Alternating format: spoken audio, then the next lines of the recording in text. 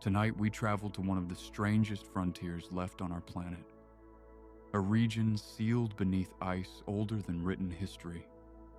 A place where rivers flow without ever seeing daylight. Where lakes have been locked away for longer than our species has existed. And where life may be quietly thriving in absolute darkness.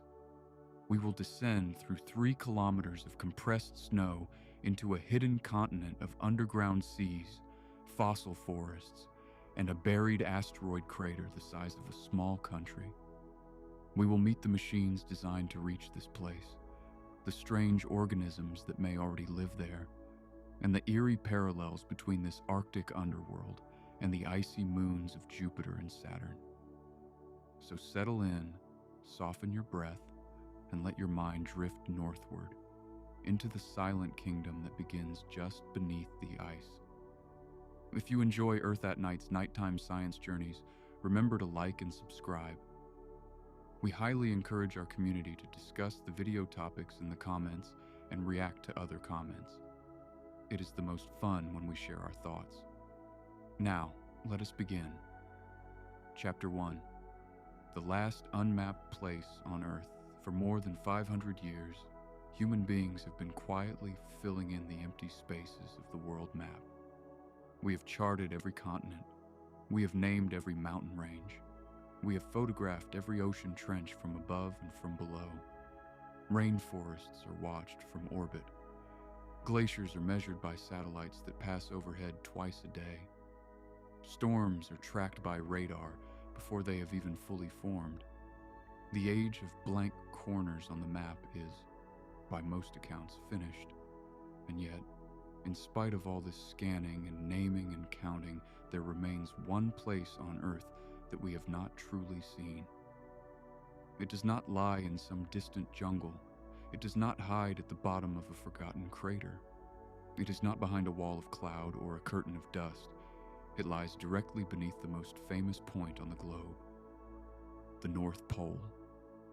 Most of us picture the North Pole as a single mark on a paper map, a flag in the snow, a destination for explorers in fur-lined parkas.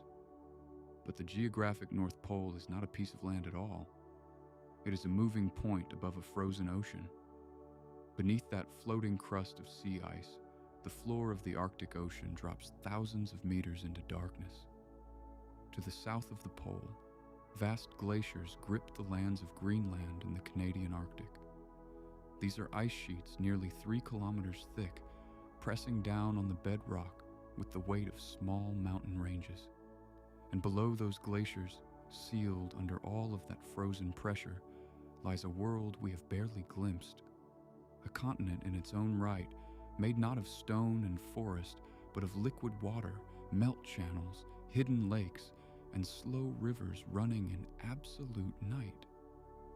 It is strange to admit in this century that a world this large exists right under us, and that we do not know what is in it. We know more about the surface of Mars. We know more about the geology of our moon. We have higher resolution maps of the cloud tops of Jupiter than we do of the floor beneath the ice of central Greenland. The reason is simple. The ice will not let us look. Visible light cannot pass through 3 kilometers of compressed snow. Radio waves cannot pass through it cleanly. Even the most powerful radar systems return only ghostly outlines of what may be down there. We are, in a very real sense, peering through a closed eyelid. That sealed eyelid has been closed for a very long time. Some of the lakes hidden beneath the ice of Greenland and Antarctica may have been isolated from the surface for hundreds of thousands of years. A few may be older still. The water in their depths has not felt rain. It has not been touched by wind. It has not seen a single ray of light since long before the first cave painters lifted a torch to a stone wall. Whatever is dissolved in that water has been dissolved for as long as our entire species has existed. Whatever is alive in it, if anything is alive in it, has been alive in a kind of quiet that the surface world has never known. To reach down and touch that water is to reach across time. It is, in a strange way, like opening a sealed letter that was written before any human language was even invented. Think for a moment about how unusual that is. The Arctic above the ice is one of the most studied places on the planet. Submarines have crossed beneath the polar pack.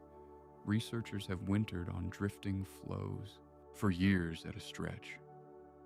Aircraft mapped the surface decade after decade through the Cold War. We know the height of every ridge above the waterline. We know the width of every lead in the sea ice in summer. And yet, just a little way below all of that activity, perhaps only a few hundred meters down, the world becomes a stranger to us. The deeper we go, the less we know. By the time we reach the rocky floor of a Greenland subglacial lake, we are dealing with a place no human eye has ever seen. It is for this reason that scientists have begun, somewhat carefully, to call the underside of the Arctic the last truly unmapped country on Earth. There is a deeper reason this hidden country matters, beyond the simple thrill of exploring it. The Arctic underworld is the closest we will ever come to another planet without leaving our own. For decades, astronomers have suspected that the most likely homes for alien life in our solar system are not the hot, dry worlds, but the cold and icy ones. Beneath the cracked shell of Europa, a small moon orbiting Jupiter, there may be an ocean 2 times larger than all the oceans of Earth combined. Beneath the bright white plains of Enceladus, a tiny moon of Saturn, jets of water and organic chemistry already spray into space. They hint at warm vents on a hidden seafloor. If life exists in either of those places, it does so in conditions that mirror, almost perfectly, the conditions found beneath the ice of Greenland and the Arctic Ocean. Liquid water, crushing pressure, eternal darkness, and heat that rises from the rock below, rather than falling from a star above. This means that every probe sent into a Greenland subglacial lake is, in a quiet way, also a rehearsal for a mission to Europa. Every microbe pulled from beneath 3 kilometers of ice teaches us what to look for on Enceladus. The hidden world beneath the Arctic is not just another corner of Earth. It is a sister world hiding inside our own. A miniature version of the most promising places to search for life in the entire solar system. And it sits, patient and undisturbed, just beneath our feet, separated from us by nothing more than a thick lid of ancient frozen rain that we have so far been unable to peel back. Throughout this journey, we will return again and again to that idea. That what we are about to explore is not only an Earth story, it is, in some sense, the rehearsal for a much older question. Are we alone? The answer, if it ever comes, may begin in the quiet of an Arctic lake that has not seen the sky for 500,000 years. So tonight, we begin in the darkness of the high north.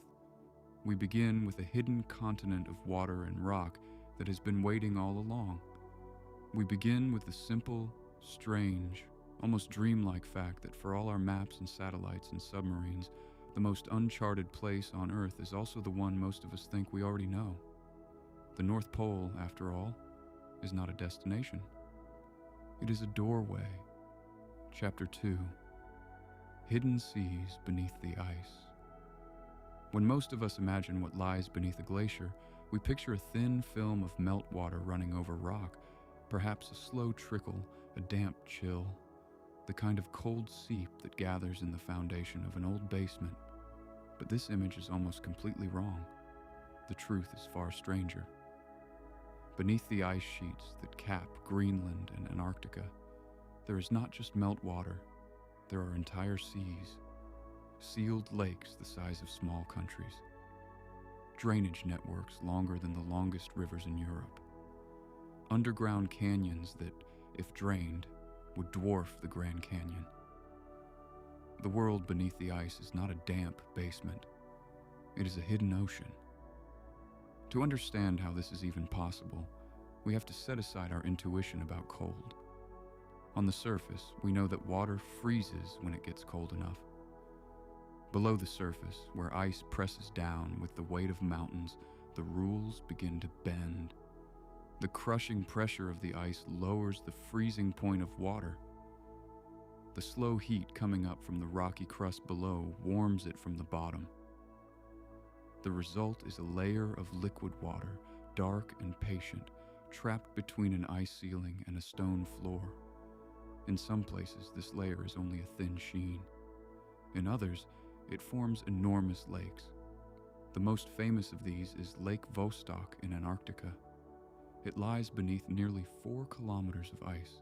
It is roughly the size of Lake Ontario. And the most astonishing thing about it is its age. Lake Vostok has been sealed off from the surface for, according to the most cautious estimates, around 15 million years. 15 million years without a single drop of fresh rain. 15 million years without daylight, without atmospheric exchange, without seasons. The water in its depths is older than the human family, older than nearly every mammal we recognize today. If a single drop of that water were carried up and held in the open air, it would meet a sky that did not exist when it was last on the surface. Antarctica is now believed to host more than 400 such lakes. Some are large, some are small, some are connected by hidden channels and drain slowly into others. They form a buried hydrology, a kind of frozen plumbing system that we are only beginning to map. And many of them appear and disappear over decades, filling and emptying through unseen pipes that no human has ever followed. What about the other end of the planet? What about the Arctic? Until recently, scientists assumed that Greenland could not host the same kind of giant lakes as Antarctica. Its ice sheet is much smaller. Its base is thought to be warmer, more chaotic, more easily drained. And yet, in the last 15 years, that assumption has crumbled. Radar surveys flown across Greenland have begun to reveal subglacial lakes one after another. Some are stable, others appear, drain, and refill in cycles of years or decades. They are not as ancient as Lake Vostok, but they are real, and they are widespread, and they are confirming what many researchers had quietly suspected. The Arctic, too, has its hidden seas. Then, in 2013, came a different kind of discovery. Not a lake, but a canyon. Using a technique that combines radar with careful flight patterns over Greenland, a team of researchers found themselves staring at something that should not be there. Stretching from the heart of the ice sheet all the way to the northern coast, hidden beneath kilometers of frozen mass, was a canyon roughly 740 kilometers long. In some places, it is more than 800 meters deep. It is, in scale and in shape, comparable to the Grand Canyon of Arizona. And nobody knew it was there. That alone would be remarkable. But it gets stranger. The canyon almost certainly carries flowing water. Within a few years, follow-up studies began revealing that an enormous network of subglacial rivers and channels flows beneath the Greenland ice sheet, hundreds of kilometers in total length, possibly more than 3,000. They wind through the buried landscape in patterns that look almost biological, like the veins of a vast hidden organism. Most of this water never reaches the surface. It moves laterally in darkness, draining toward distant outlets at the edge of the ice. We did not know until almost yesterday in scientific terms that an entire continental drainage system was running silently beneath our feet. And here is the strangest part. This system is not still, it is alive in its own way. Roughly once a season, somewhere along the underside of one of these ice sheets, an event takes place that scientists call a jökulhlaup. The word comes from Icelandic. It means more or less glacier burst. A jökulhlaup is what happens when a subglacial lake, after building up pressure over weeks or months, suddenly releases. The seal at its lowest edge gives way, and in a matter of days, sometimes hours, billions of liters of water rush through the underworld and out toward the sea. These floods are not just statistics on a chart. They reshape the world beneath the ice. They can carve new channels in a single day. They can lift entire portions of an ice sheet by a meter or more, briefly turning solid ice into something more like a hovercraft riding on a thin film of water. Then, just as quickly, the lake empties, the ice settles, and the system begins refilling for the next event. The largest Jökulhlaups on record, mostly in Iceland, have released more water in a few hours than the great rivers of Europe carry in a week. Let that picture sit for a moment. Underneath a frozen surface that has stood, by all appearances, for tens of thousands of years, vast lakes are silently filling. Long canyons are carrying invisible rivers, and every so often, somewhere in that buried country, a flood the size of a major surface river is roaring through a tunnel of ice, pushing the ceiling upward, then leaving the world behind it, draped over the rock once more. This is the dynamic, restless, almost pulse-like character of the under-ice world. It is not the static, cold cellar of our imagination. It is a system that breathes in its own slow rhythm, building, releasing, rebuilding. A continent of water that is not just hidden, but constantly remaking itself. And yet, despite all this motion, the system remains almost completely sealed off from the surface. The lakes refill from melt at the base of the ice. Their water mixes through hidden channels, but never returns to the open sky. A Jökulhlaup may erupt at the edge of a glacier, but its source, the lake that fed it, lies many days' journey upstream, beneath kilometers of ice that no human has ever stood beneath. There is something almost humbling in the scale of this. We tend to think of Earth's great rivers in terms of names: the Nile, the Amazon, the Mississippi. They have shores, they have cities along them. They have fishermen, ferries, songs. The Arctic underworld has rivers too, but none of them have names. None of them have shores in the human sense. None of them have ever felt the splash of a paddle or the ripple of a thrown stone.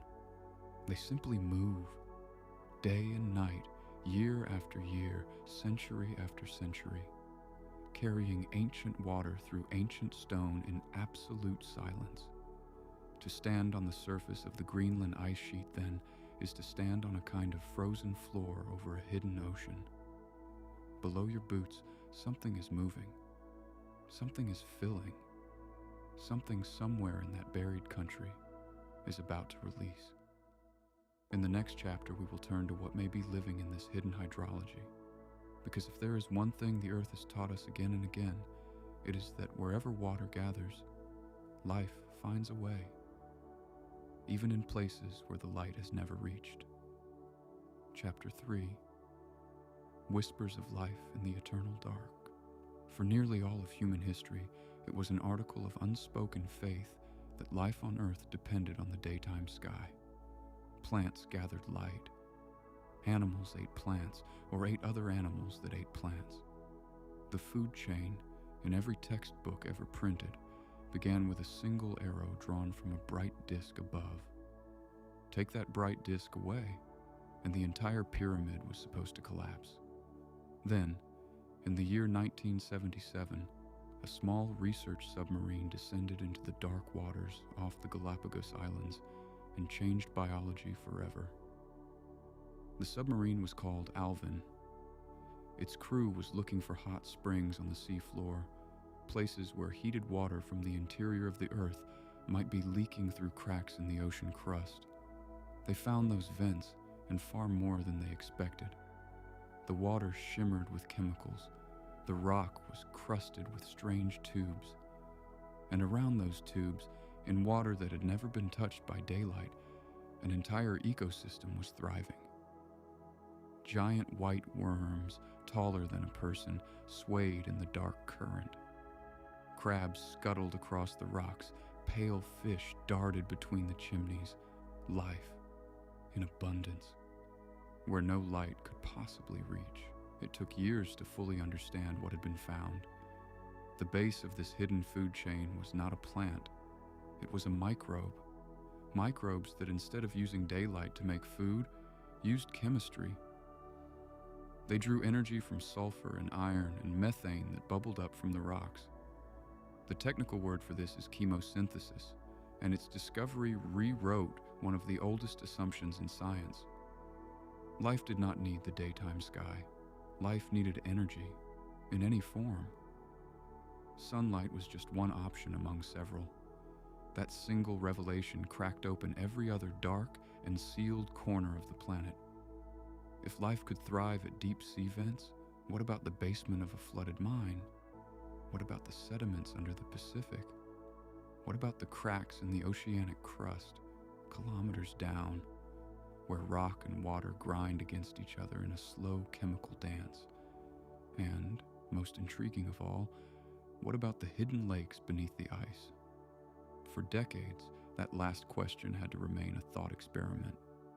Reaching a sealed subglacial lake was, on the engineering side, almost as hard as reaching the moon. But in 2013, after years of preparation, an American team finally did it.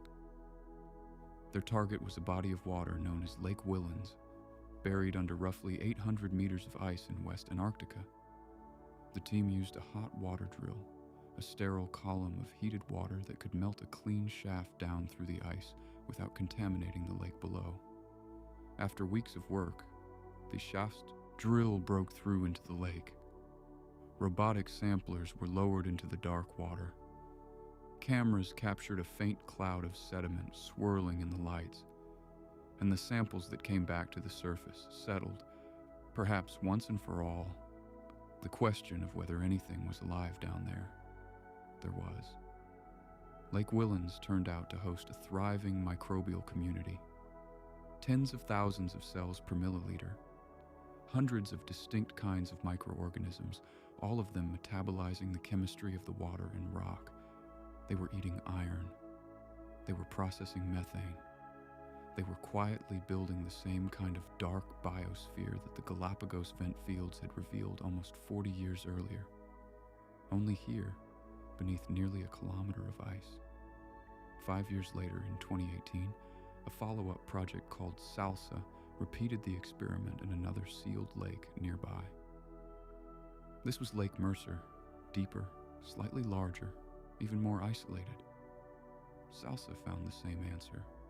The lake was not dead. It was alive. Microbes by the billions.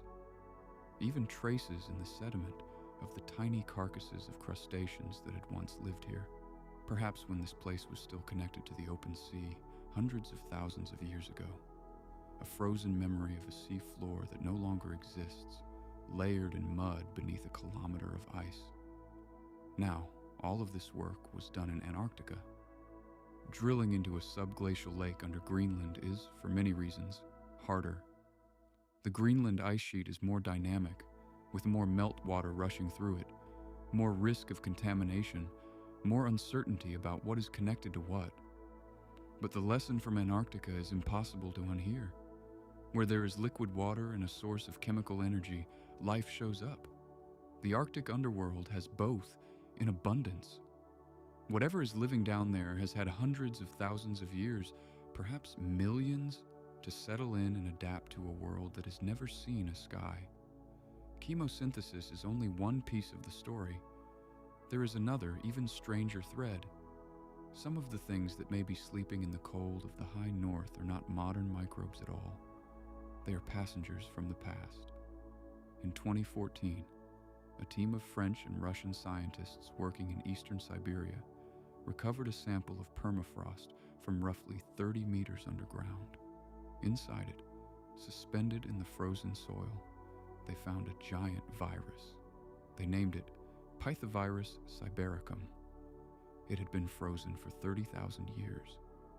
When it was warmed in the lab, in carefully controlled conditions, it began to function again. It infected its host cells, copied itself, spread through the dish. It had not died. It had simply been waiting. A few years later, in 2021, another team of Russian researchers did something even more unsettling. They thawed a sample of permafrost from northeastern Siberia and recovered a tiny multicellular animal called a bdelloid rotifer.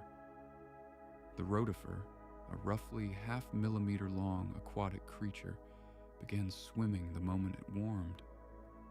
Radiocarbon dating placed the age of its frozen prison at 24,000 years. A small animal, not a microbe, had paused for the entire history of human civilization and then resumed its life. Let that thought rest beside you for a moment. In the cold deep of the high north, an animal that lived during the last ice age in the same world that carried mammoths and saber-toothed cats was placed in a drop of warm water, and it began to move. Its tiny body, no larger than the width of a hair, simply picked up where it had left off, as if the 24,000 intervening years had not happened. If that is possible at 30 meters down in a humble layer of frozen soil, what might be waiting at 3,000 meters down in a sealed lake older than any tundra? What ancient microbes or strange microscopic animals or genetic blueprints we have never seen are simply paused beneath the ice, not dead, not awake, just sleeping, patient, holding their place. And let us not forget the deep below the ocean ice either. Far to the north of Greenland, beneath the frozen surface of the Arctic Ocean itself, runs a long underwater volcanic spine known as the Gackle Ridge. Along its slopes, scientists using research submersibles have discovered active hydrothermal vents in places like Locust Castle in Aurora, far from the equator, far from human eyes.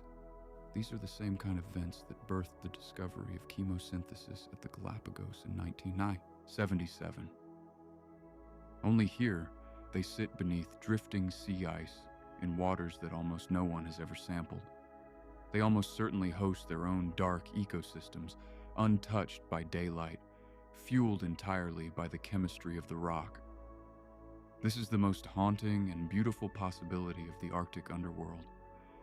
It may not just be alive, it may be a frozen library of life, with chapters older than memory, still waiting for someone to open the cover. And it may not be a single ecosystem at all. It may be many.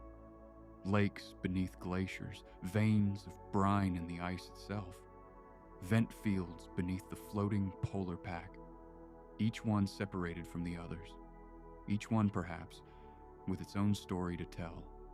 We are, at this very moment, the first generation in our species' history with the tools to begin that conversation. Chapter 4, Lost Worlds. Buried beneath the north, the Arctic ice does more than hide water, it hides events. Whole episodes of the past of our planet, locked away under layers of frozen white, waiting to be uncovered. And in the last decade, a series of discoveries has shown just how strange that buried record really is. There are forests under the ice.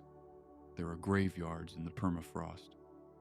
And there is, almost incredibly, an asteroid impact crater that nobody noticed for tens of thousands of years. We will start with the crater, because once you have heard about it, the rest of the world looks slightly different. In the spring of 2018, a Danish-led research team announced what may be one of the most quietly astonishing geological discoveries of the century. Using a high-resolution radar instrument flown over the Hiawatha Glacier in northwestern Greenland, they had detected a perfectly circular depression in the bedrock beneath the ice.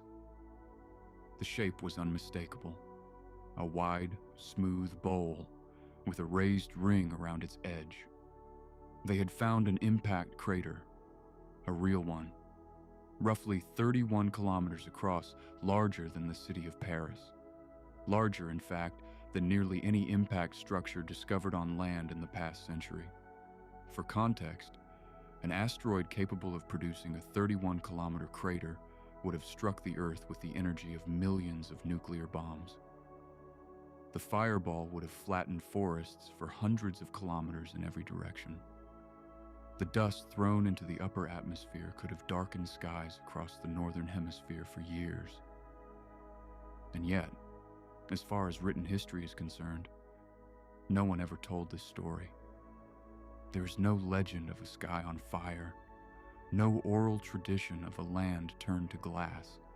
Either the impact predates human memory entirely, or it occurred in a region where no one was around to remember it.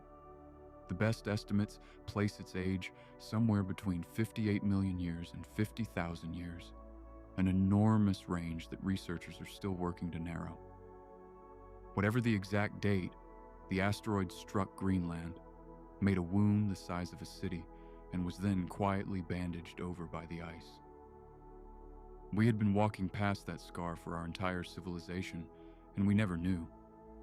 The Hiawatha crater is a reminder that the Greenland ice sheet is not just a frozen lid over rock.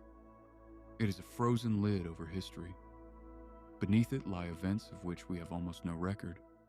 And the deeper into the ice we look, the older those events become. Take the matter of forests.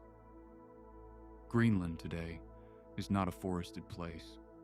The interior of the ice sheet is a desert of frost. The coasts host only stunted shrubs and patches of grass. To imagine a tree growing in central Greenland today is, at first, almost absurd. And yet, samples drilled from the deepest layers of the ice tell a stranger story. In the year 2021, a team of researchers reanalyzed an old ice core that had been sitting in a freezer in Denmark for decades. The core had been pulled from beneath nearly 1.5 kilometers of ice in northwest Greenland during a Cold War-era drilling project. At the very bottom, instead of more ice, the drill had hit a small plug of frozen soil. And in that soil, the modern team found something nobody had expected: twigs, fragments of moss, the shells of insects, traces of pollen, the remains of an entire forest ecosystem.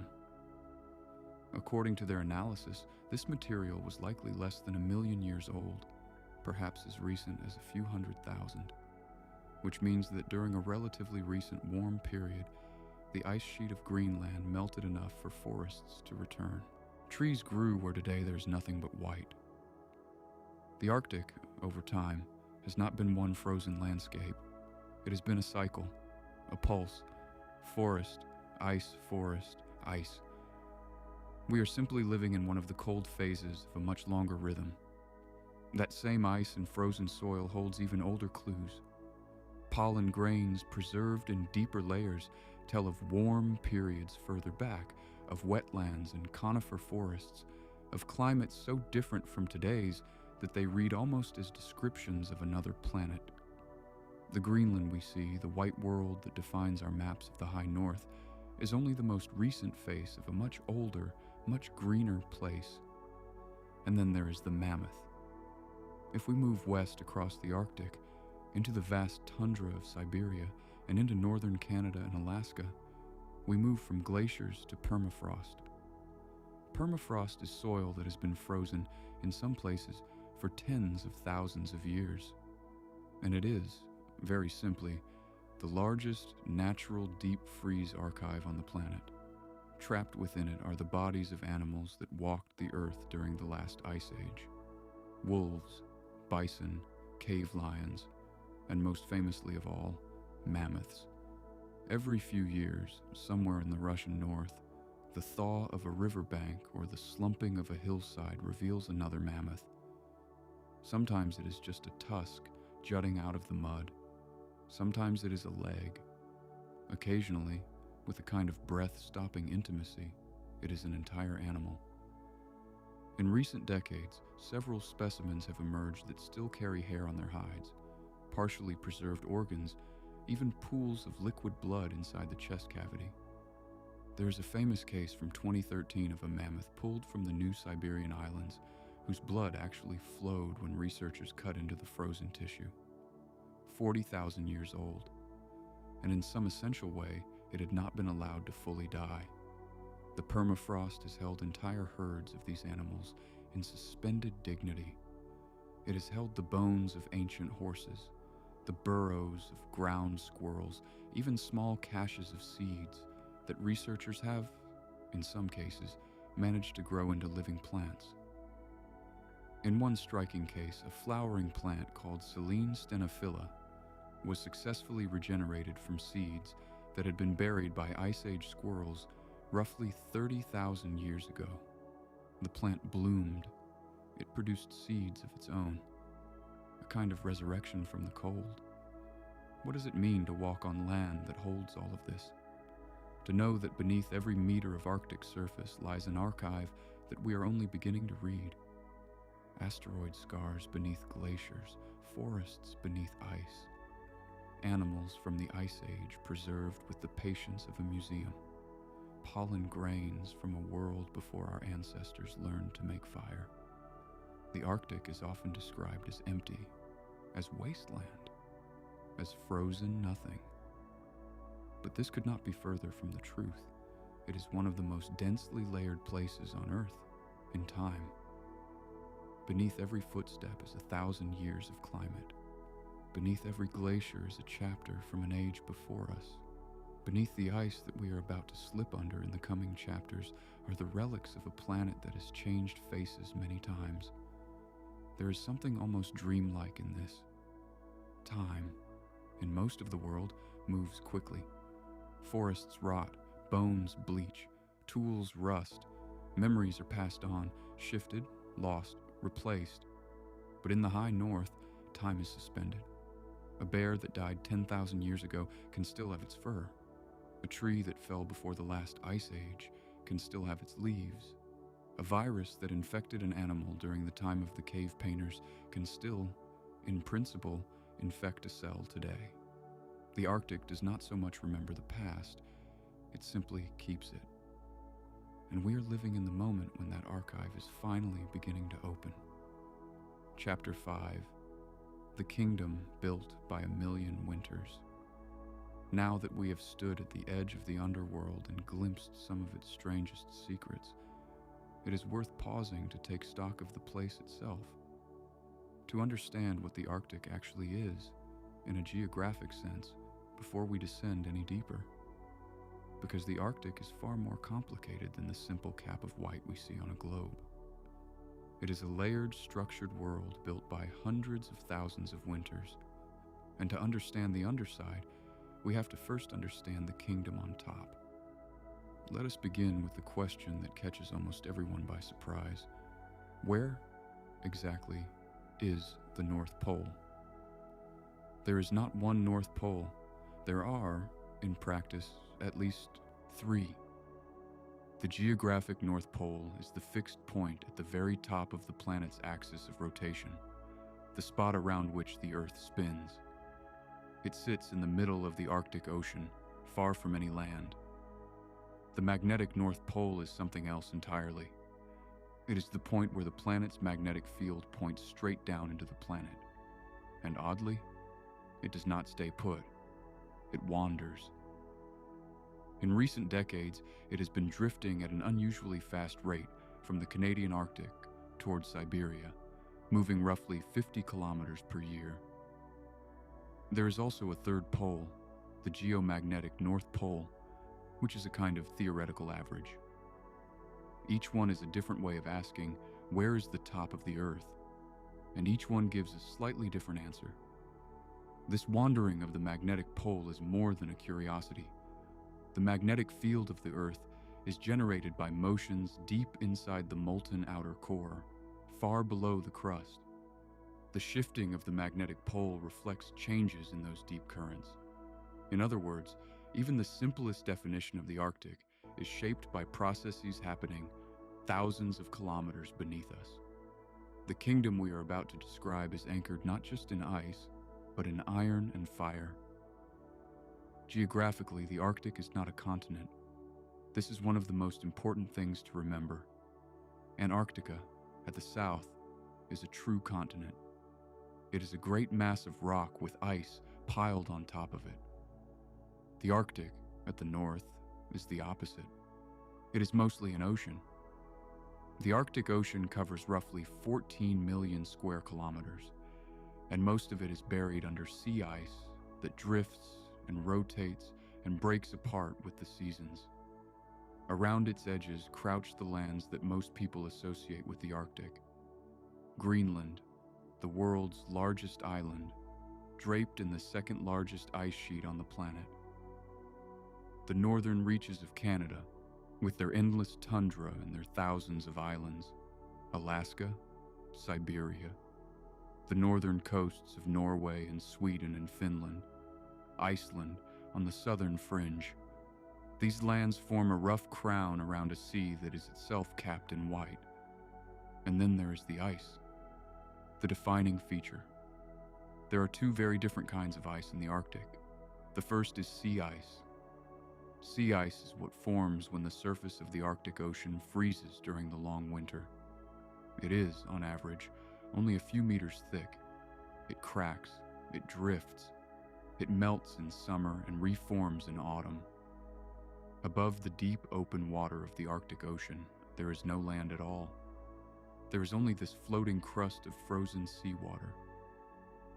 When you stand at the geographic North Pole, you are standing on a few meters of sea ice. Below your feet is more than 4 kilometers of dark, salty water. The second kind of ice is something far older. It is glacial ice. The vast ice sheet that covers Greenland is the prime example. Unlike sea ice, glacial ice is built from snowfall, compressed over centuries, layer by layer, until the pressure of its own weight turns the bottom layers into solid blue ice that flows like a slow, frozen river. The Greenland ice sheet, in places, is almost 3,400 meters thick. It holds enough water to raise global sea levels by around 7 meters, if it ever melted entirely. It is, in many ways, the closest thing on Earth to the kind of ice cap we associate with the Ice Age. A whole continent quietly buried in frozen rain that fell, in some cases, more than 100,000 years ago. How does a glacier even begin? It begins with snow. A flake falls, light and feathery, on a windswept plateau. Behind it, more flakes fall, then more. Within a year, the bottom flakes are no longer flakes. They are crushed, fused, slightly granular. This intermediate stage is called firn. It is denser than snow, lighter than ice, and it has a curiously open structure of small pockets and channels. Air still moves through it. Bacteria still live in it. Now imagine that process continuing for 1,000 winters, each one piling another layer of snow on top of the firn. Slowly, the bottom firn loses its air pockets. It becomes solid blue ice. Trapped within that ice are tiny bubbles of ancient atmosphere, microscopic prisons of carbon dioxide and methane from the year that snow first fell. These are the bubbles scientists drill out and read like a diary. 10,000 years of climate, 20,000, 50,000, 800,000. The deeper you go, the older the breath of the world becomes. The Greenland and Antarctic ice sheets are, in this sense, time machines, but they are also active landscapes. Ice flows. Even the seemingly motionless cap of central Greenland is sliding, very slowly, toward the sea. The ice that lies at the base of the sheet today fell as snow on the surface, tens or hundreds of thousands of years ago, and is now nearing the end of a long, slow journey downward and outward. If we imagine cutting a vertical slice through the entire system, from the air above the ice down to the rocky crust below, we get a stack of layers worth keeping in mind for the rest of this story. At the very top sits the air, sometimes 30 or 40 degrees below zero. Below that, the cold, dry surface snow. Below that, the firn. Below that, the great body of solid glacial ice, kilometers deep. Then a layer where the bottom of the ice meets melt and pressure, where channels of liquid water flow.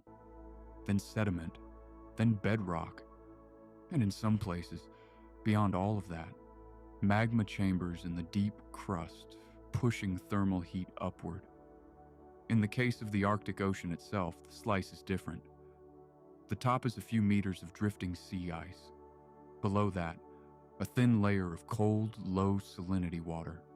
Below that, deeper layers of saltier water, sometimes from far-flung sources, sometimes carried in from the Atlantic.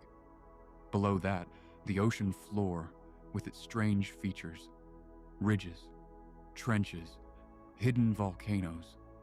One ridge in particular is worth knowing.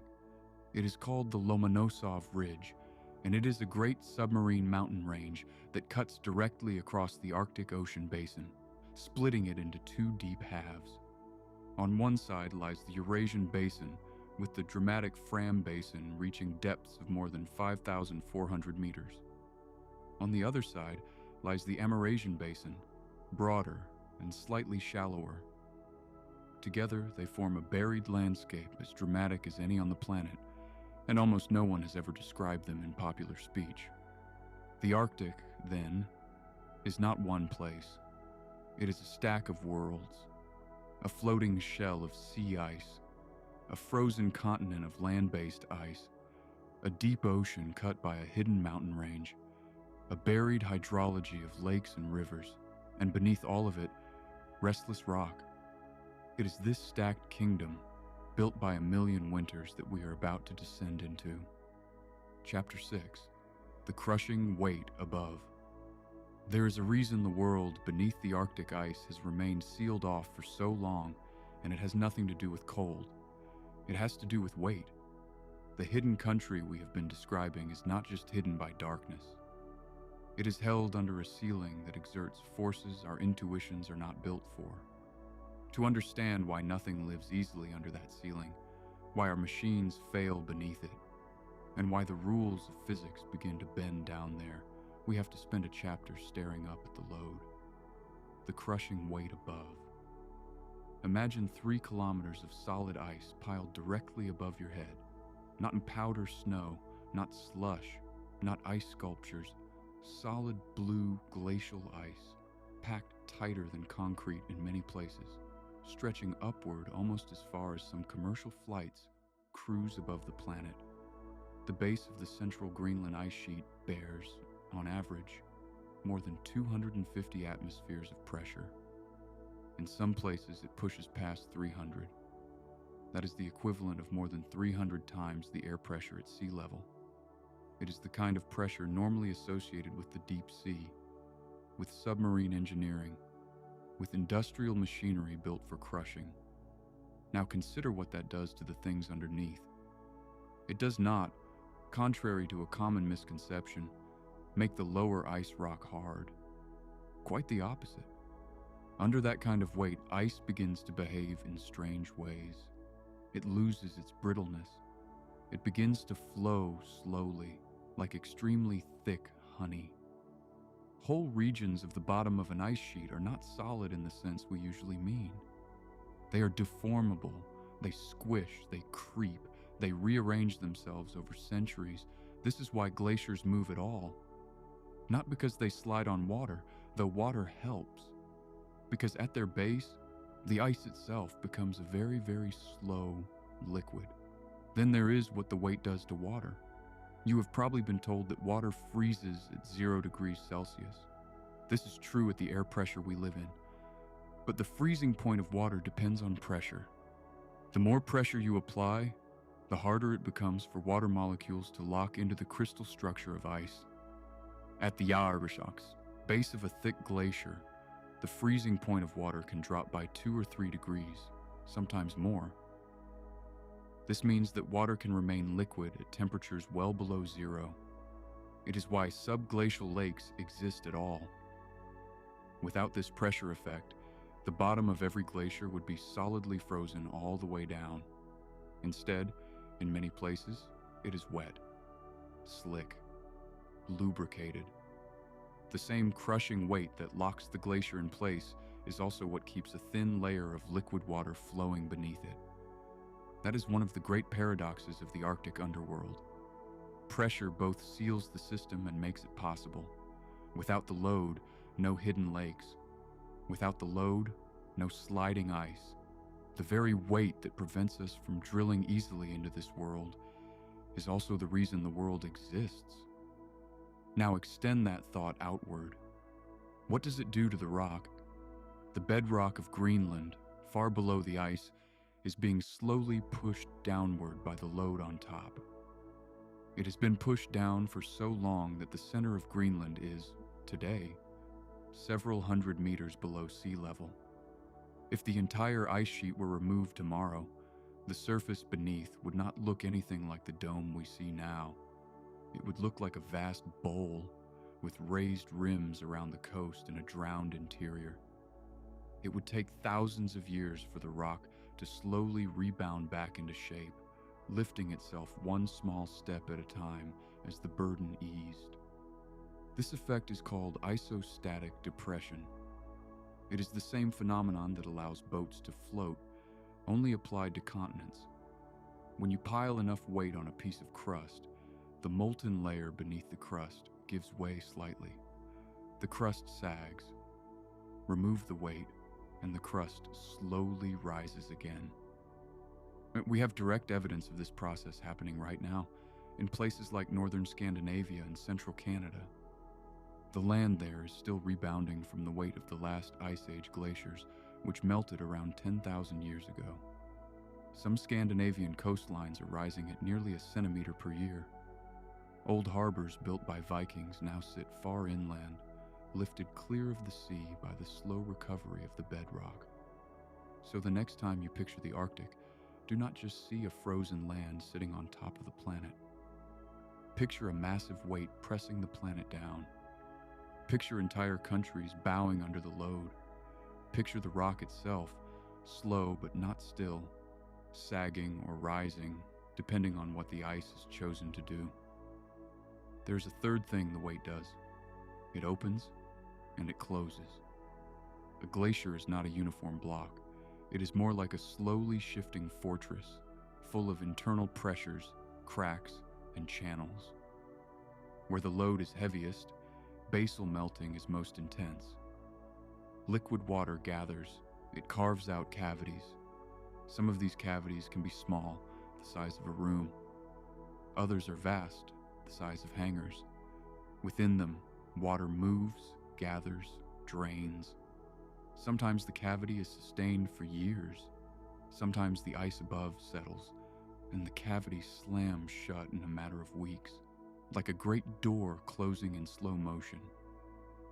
Anything in that cavity, anything we might have placed there, would be swallowed by the closing ice. There would be no way to retrieve it.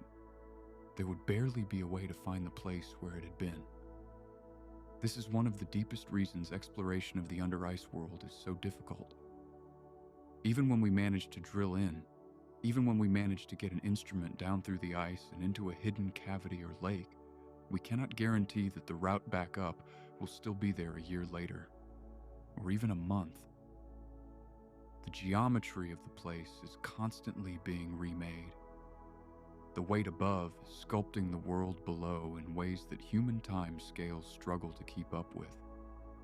For a moment, consider what that means for the things we have already sent down.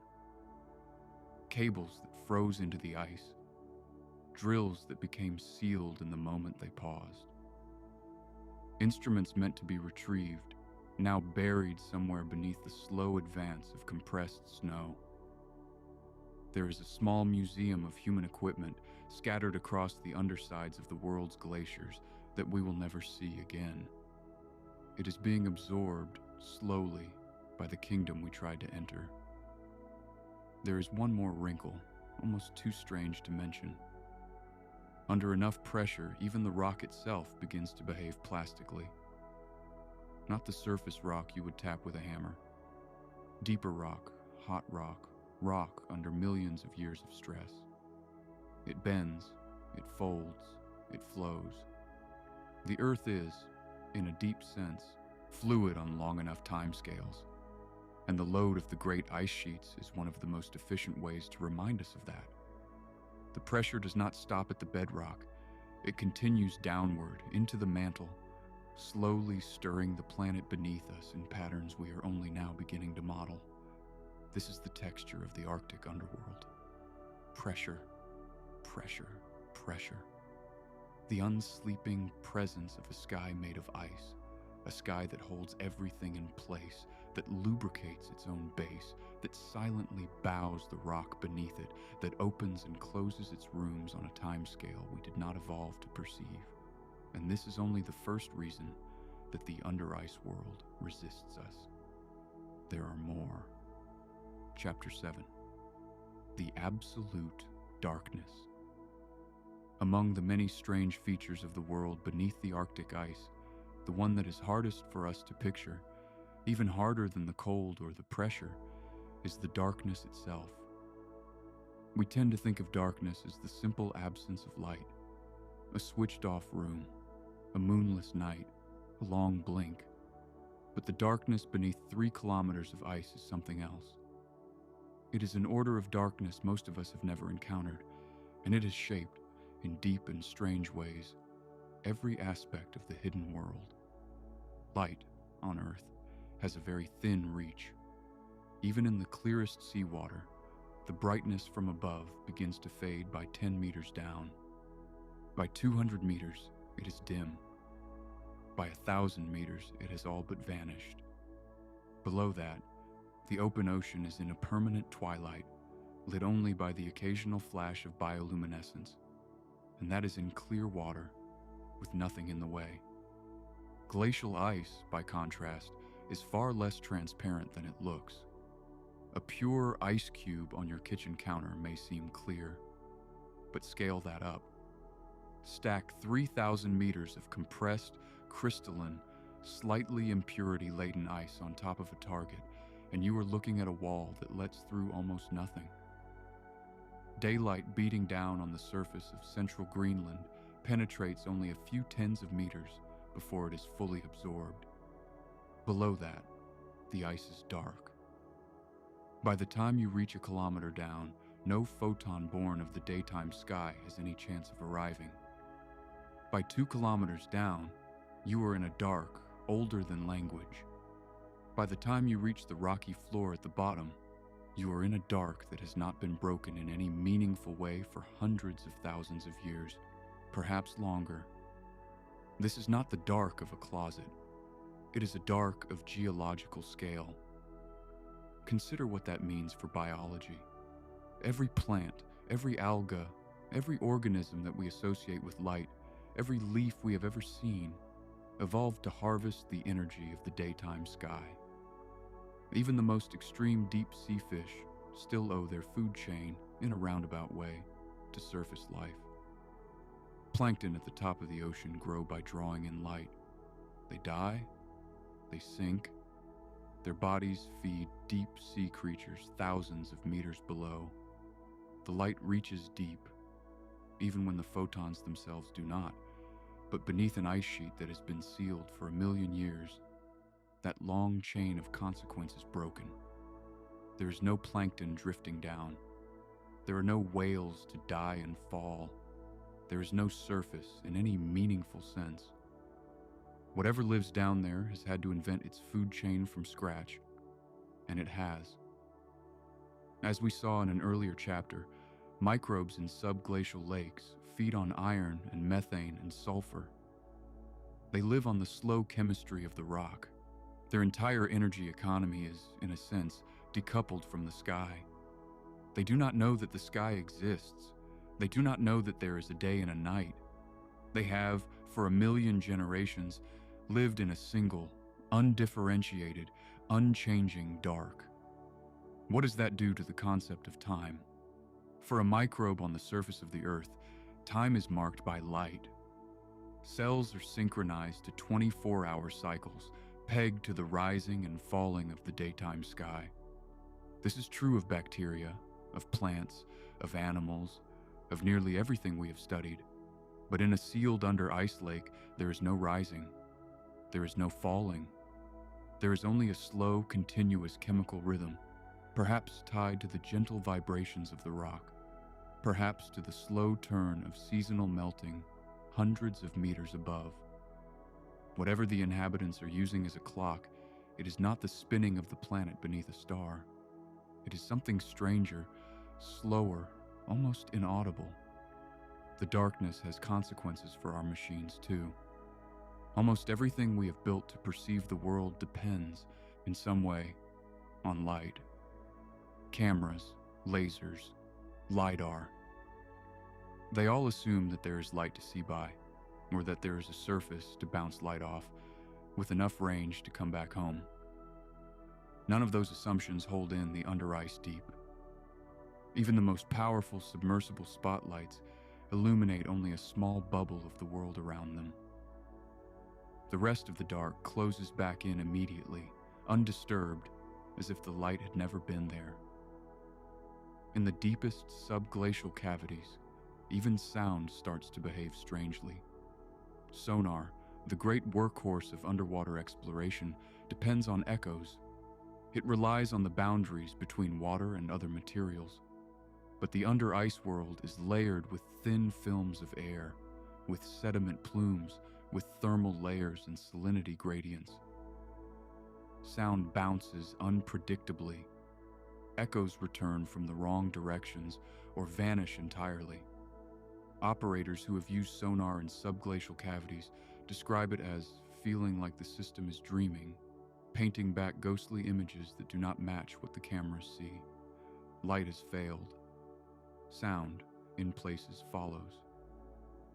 There is something almost poetic about it. We are creatures of light. Every metaphor we have for understanding involves vision. To see is to know. To enlighten is to teach. To shine a light on something is to reveal it. And here, just beneath us, is a place where none of those metaphors apply.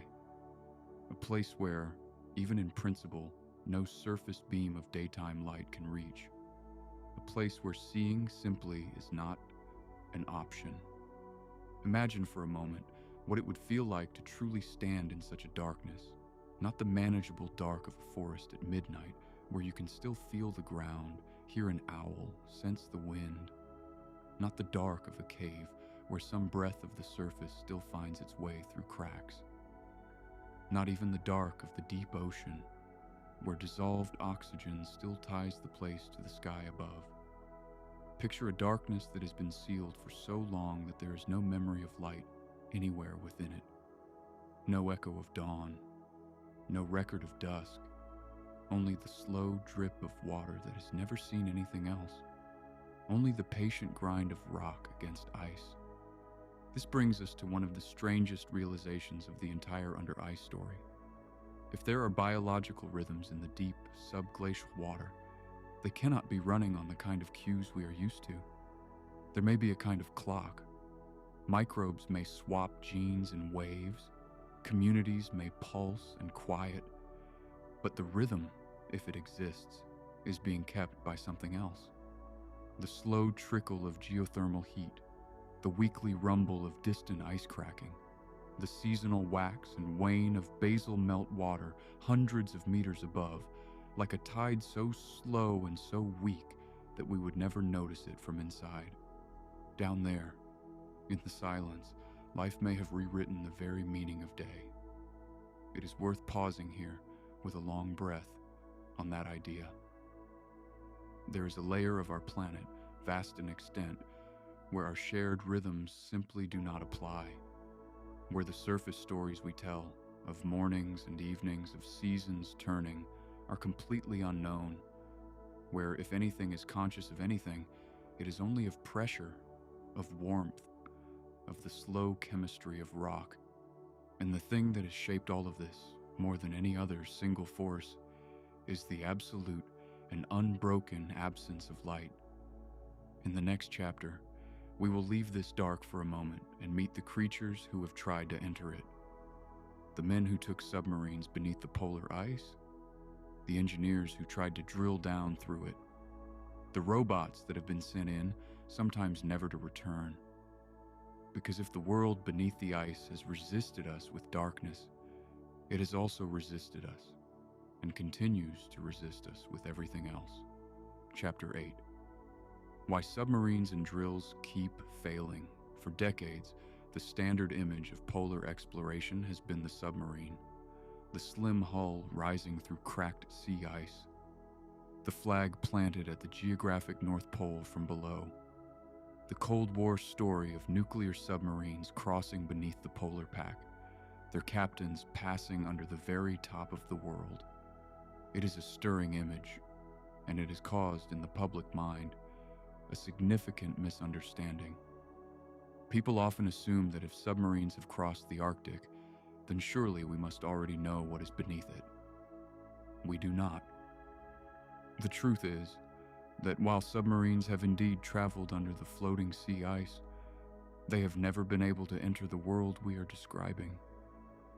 The world beneath the great glaciers, beneath 3 kilometers of compressed snow, is closed to them. And it has been closed to almost everything we have ever built. Let us start with the submarine. A nuclear submarine is, in many ways, a marvel of engineering.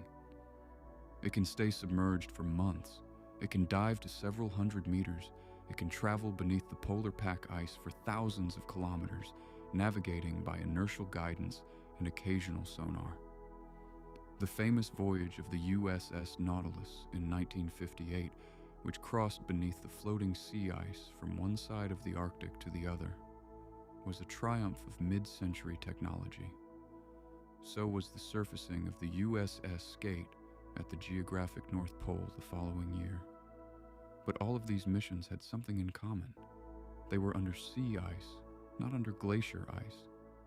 The difference is enormous. Sea ice is, on average, only a few meters thick. Below it, there is a deep, open ocean. A submarine can move freely. It can rise, dive, navigate around obstacles.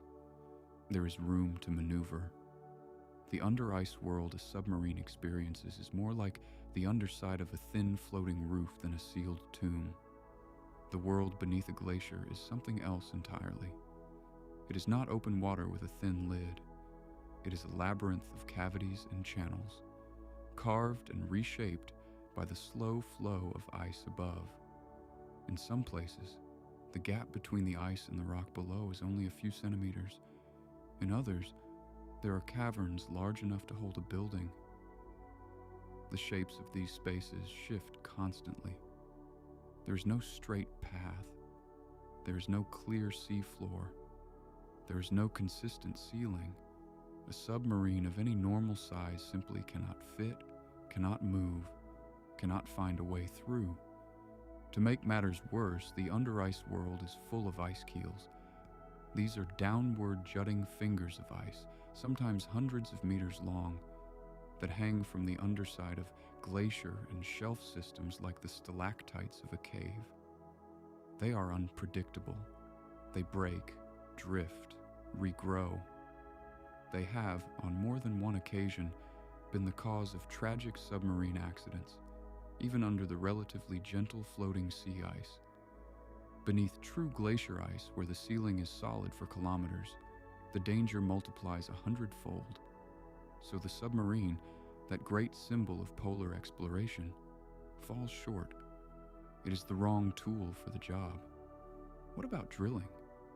Surely if we cannot swim into this world, we can drill into it from above. In theory, yes.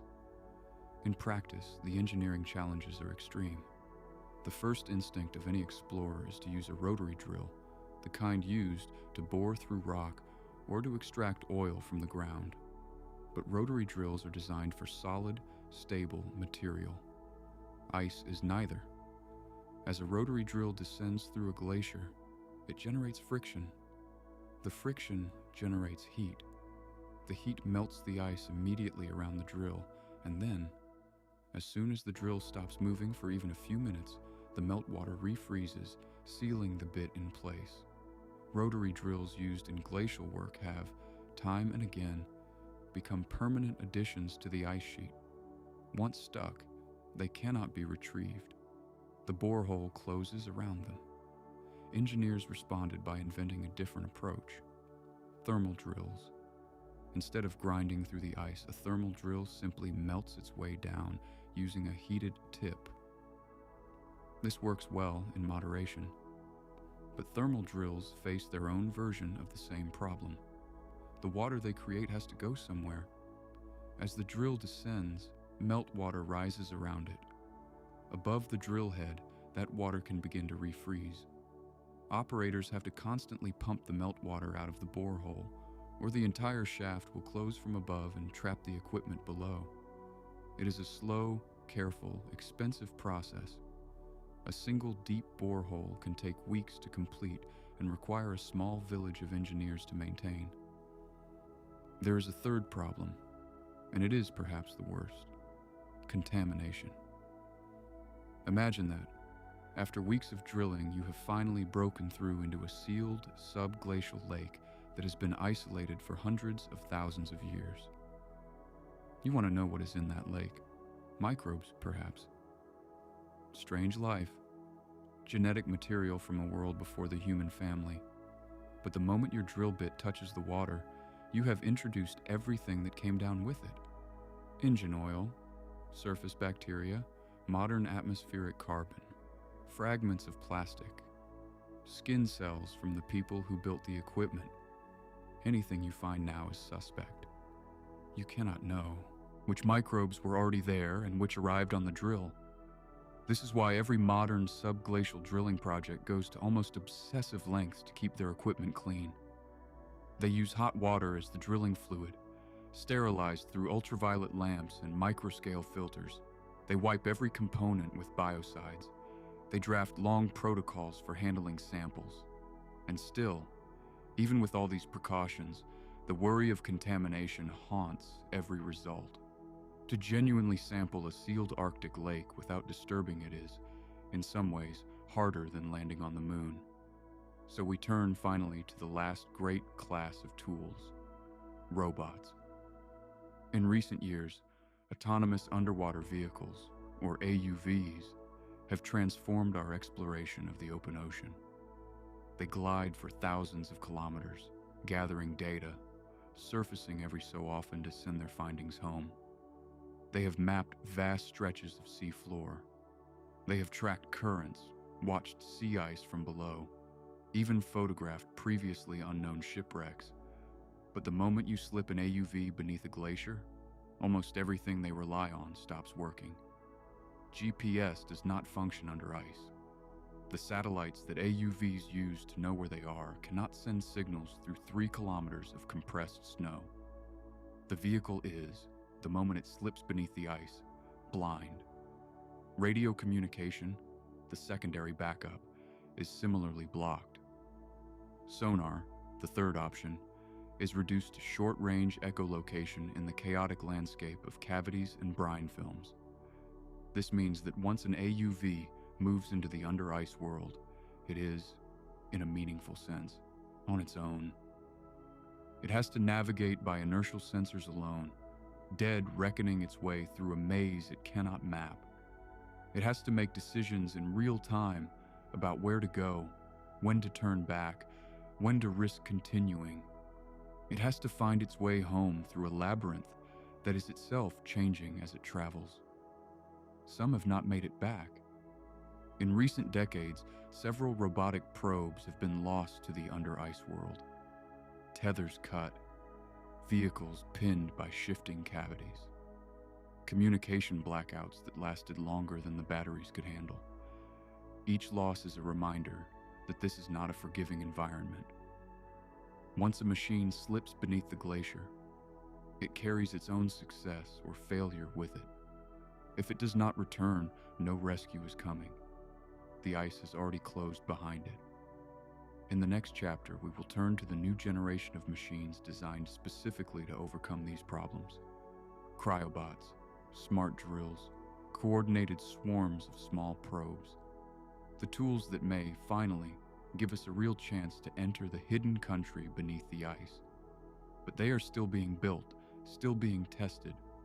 For now, we live with the same hard truth that has held since the first submarine glided beneath the polar pack. The world beneath the great glaciers does not let us in easily. It barely lets us in at all. Chapter 9. The cryobots and the coming generation of machines. For most of the 20th century, the dream of sending a probe down through 3 kilometers of ice was just that. A dream. The tools we had were too clumsy, too heavy, too dependent on cables and pumps to ever truly reach the deep under ice world. But in the last few decades, a new approach has begun to take shape. A small family of machines, each one stranger than the last, is now being designed with one specific goal in mind: to reach the bottom of an ice sheet, sample what is there, and bring its findings home. They go by many names. The most evocative is the cryobot. A cryobot is, in essence, a self-melting probe. Picture a long, slim cylinder, perhaps 2 or 3 meters in length, encased in heated metal. At its tip is a powerful heat source, sometimes electrical, sometimes nuclear. As the cryobot is lowered onto the surface of the ice, the heat from its tip begins to melt a narrow channel directly downward. Slowly, almost gracefully, the cryobot sinks into the glacier. Above it, the ice refreezes, sealing the channel behind it. Below it, the heat continues, opening fresh path. And so it descends, sometimes for weeks, sometimes for months, leaving no trace of its passage on the surface. This is a strange picture. A small machine, completely sealed in by ice on all sides, drifting downward through a frozen world, communicating only through a thin tether of fiber optic cable that unspools behind it. There is no return journey. The cryobot, in most designs, is a one-way ticket. Once it reaches its destination, it stays. Whatever it learns, it sends back through the cable, and then it is left behind, slowly absorbed into the kingdom it came to visit. The concept dates back further than most people realize. The earliest ideas for nuclear-powered ice probes appeared in the late 1960s, mostly in the context of military glacier reconnaissance. They were never built. The physics seemed too uncertain, the engineering too risky. But in the last 20 years, as our interest in icy moons has grown, the cryobot has been resurrected as a serious research project. The reason is simple. If we ever want to send a probe to Europa or Enceladus, we will have to go through ice. There is no other way. Their oceans lie beneath shells of frozen water that may be 10 or 20 kilometers thick. No drill we could realistically send to another world can chew through that much ice from above. But a cryobot can. A small nuclear-powered cryobot, dropped onto the surface of Europa, could, in principle, melt its way down through 15 kilometers of ice over the course of months or years, and finally reach the alien ocean below. The trouble is, we do not yet know how to build that cryobot. We do not know how to make a probe that can survive 300 atmospheres of pressure, while shedding enough heat to melt ice but not enough to cook itself, while protecting its electronics against radiation, while spooling out a fiber optic tether without breaking it, while staying upright as the ice shifts around it, while sterilizing its outer surface to prevent contamination. Every one of these problems is solvable in principle. None of them are easy. And solving them all at once, in a probe small enough to fit on a spacecraft, has so far been beyond us. This is where the Arctic underworld becomes more than just a destination. It becomes a testing ground. The cryobots being designed today by NASA and by various European space agencies are first being tested in Greenland and in Antarctica. They are being asked to descend through Earth's own ice sheets in the harshest conditions our planet can offer, before any of them are entrusted with a journey to another world. Several prototypes have already gone down. A handful have made it surprisingly deep. Most have failed in interesting ways, providing engineers with a constant stream of lessons about what these machines need to survive. The lessons are not just for cryobots. They feed into another kind of machine, much more familiar in shape, but no less innovative: the clean drill. The hot water drills used by the SALSA project at Lake Mercer and earlier by the Whissard project at Lake Whillans, are the modern descendants of decades of polar drilling experience. They use jets of heated, sterilized water to melt clean shafts down through the ice. They include filtration systems, ultraviolet sterilization stages, and protocols so strict that operators are not allowed to enter certain zones of the drilling rig without freshly washed gloves. The goal is not just to drill a hole, but to drill a hole that does not pollute the world below. These projects have proven that it is possible, with enough care, to enter a sealed subglacial lake without contaminating it, and that has profound consequences. The protocols developed in Antarctica are now being adapted for the more challenging environment of Greenland. They will, in time, be adapted for the still more demanding environment of Europa. What works on Earth becomes the basis for what we hope will work in space. But there is one more piece to the puzzle, and it may be the most important. The future of under-ice exploration almost certainly does not lie in a single machine. It lies in a swarm. Consider the problem from the perspective of the system as a whole. To explore a subglacial lake under 3 kilometers of ice, you need many things at once. You need a clean access point drilled from above. You need a probe that can descend through that access point and sample the water in the lake floor. You need a small fleet of autonomous vehicles to spread out from the descent point and map the lake. You need a tether that can carry data back up. And you need a relay station on the surface that can send the data onto research bases hundreds of kilometers away. No single tool can do all of this. The future of Arctic underworld exploration is, in essence, an integrated system of tools. A hot water drill carves the access shaft.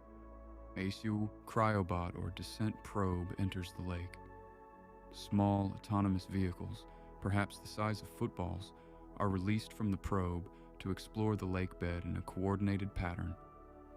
Each one sends its data back to the central probe, which sends the combined data set back up the tether to the surface. From there, it travels by satellite to laboratories around the world. This kind of mission is enormously complex. It is also enormously hopeful, because it suggests, perhaps for the first time in our history, that we are getting close to the moment when the Arctic underworld will be genuinely accessible. Not in some distant future, within the next decade or two. Imagine just for a moment what that will mean. After 500 years of mapping the surface, we will finally begin to map what is beneath. After a century of guessing what might live in the deep subglacial lakes, we will begin to actually see. The ice will still be the ice. The pressure will still be enormous. The darkness will still be absolute. But for the first time, our machines will have caught up with our dreams. There is something poetic about this whole project. We are sending miniature probes, smaller than human bodies, into a world too dangerous for human bodies. We are letting our curiosity slip down into the dark in our place while we wait, in heated tents on the surface, watching small icons move slowly across our screens. We are, in effect, asking the ice to accept a tiny envoy. We are asking the dark to give back, in data, what we cannot reach with our own senses. In the next chapter, we will see why this race against the ice has another harder edge to it. Because the world beneath the Arctic is not waiting patiently for us. It is moving. And in some ways, it is rebuilding itself faster than we can ever hope to map it. Chapter 10. The labyrinth that will not sit still. There is a quiet assumption that runs through almost every story we tell about the polar regions. The assumption is that ice is still. We talk about glaciers as if they were great frozen statues, as if they sat in their valleys for millennia without moving, as if the snow that fell yesterday will be in the same place 1,000 years from now.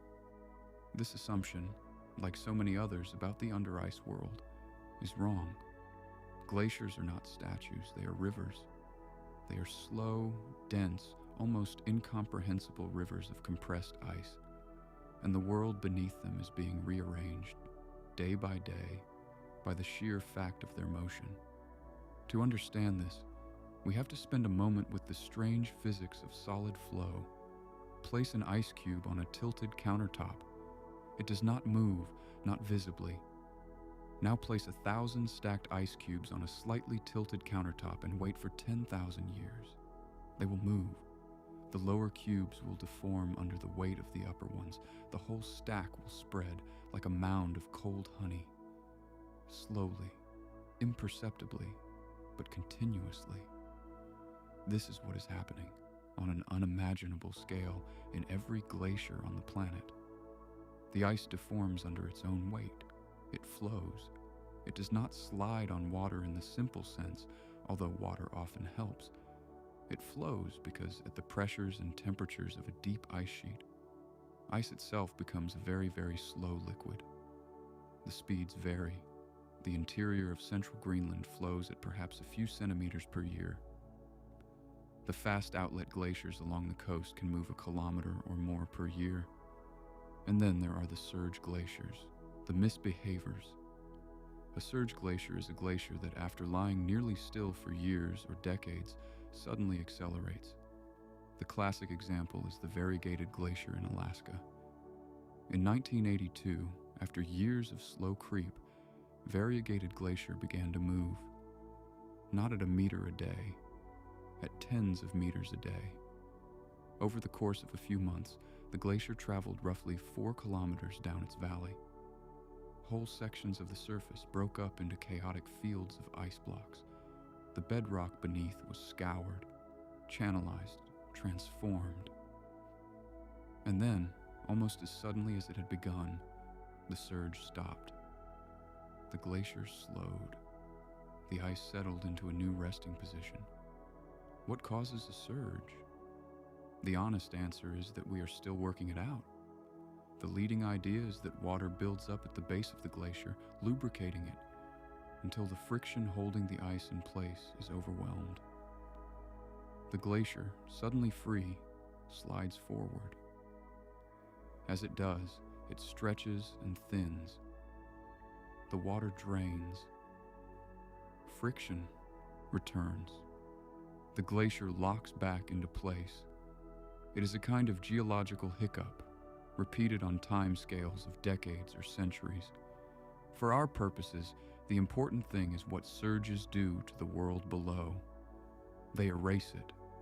A surge can carve new subglacial channels, fill old ones, drain entire lakes, lift the ice sheet by meters, and then drop it again.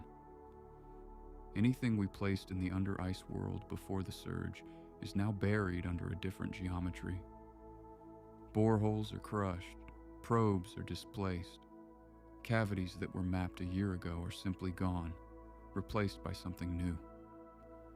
This is one of the deepest reasons the Arctic underworld resists us. It is not just dark and pressurized. It is constantly being remade. Even outside of surges, glaciers are dynamic in ways that astonish anyone who has worked closely with them. Calving events, where huge slabs of ice break off the front of a glacier into the sea, can release the energy of small earthquakes. Some calving events drop blocks of ice the size of skyscrapers in a matter of minutes. The collapse of such a block sends pressure waves through the entire glacier, reaching kilometers inland. The under-ice world, far from being a quiet cellar, is occasionally a place of slow earthquakes. Now consider the role of meltwater. As surface meltwater pools into lakes on top of a glacier in the summer months, it can drain, sometimes catastrophically, into the body of the ice. There are cases on record where an entire surface lake, holding millions of liters of water, has emptied into the glacier in a matter of hours. The water rushes down through cracks called Whillans, which are deep, vertical shafts in the ice. It travels along the base, carving channels, lubricating the bed, sometimes triggering small surges. Then, weeks or months later, It emerges at the front of the glacier and flows out to sea. So even within a single year, the under-ice world has its own seasons. Summer brings a flood of meltwater into the system. The base becomes wetter, slicker, faster moving. New channels open. Old ones flood. In winter, the surface freezes. The meltwater stops arriving, and the system slowly settles. Some channels close completely. Others persist, drained but intact, until the next melt season. There is one more force that animates the under-ice world, and it is perhaps the most surprising of all. Fire. Iceland is the most visible reminder of what happens when a glacier sits on top of a volcano. Beneath the icy mass of Vatnajökull, several active volcanoes are quietly heating the rock. When one of them erupts, the result is a Jökullaub of unusual violence, with hot ash mixing into the sudden flood of meltwater. The eruption of the Grimsvatn volcano in 2011, for instance, sent a plume of ash kilometers into the sky and triggered floods that reshaped the surrounding lowlands. All of it came from beneath a glacier. Less visible, but increasingly suspected, is volcanic activity beneath the ice of Greenland. Recent geological studies have found evidence of warm spots, possibly volcanic, deep beneath the central ice sheet. They may be the remnants of an old hotspot trail, similar to the one that produced Iceland itself. If even one of those warm spots is active, it would mean that somewhere in the buried country of Greenland, magma is flirting with ice in a way that could reshape the basal hydrology of an entire region. The Arctic Ocean has its own volcanic spine, the Gäckle Ridge, which we mentioned in an earlier chapter. The ridge is one of the slowest spreading mid-ocean ridges on the planet. For a long time, geologists assumed it was almost dormant, but in the last 20 years, expeditions to the Gäckle have discovered active hydrothermal vents, including the famous Locust Castle Field and the Aurora vents. Hot water laden with metals seeps out of the rock, building tall chimneys of mineral deposits. Around them, dark ecosystems thrive in the same conditions that birthed the discovery of chemosynthesis at the Galapagos in 1977. So the picture sharpens. The under-ice world is not a frozen tomb. It is a moving, breathing, occasionally fiery system. It is rivers of slow ice. It is summer floods of meltwater. It is shifting cavities.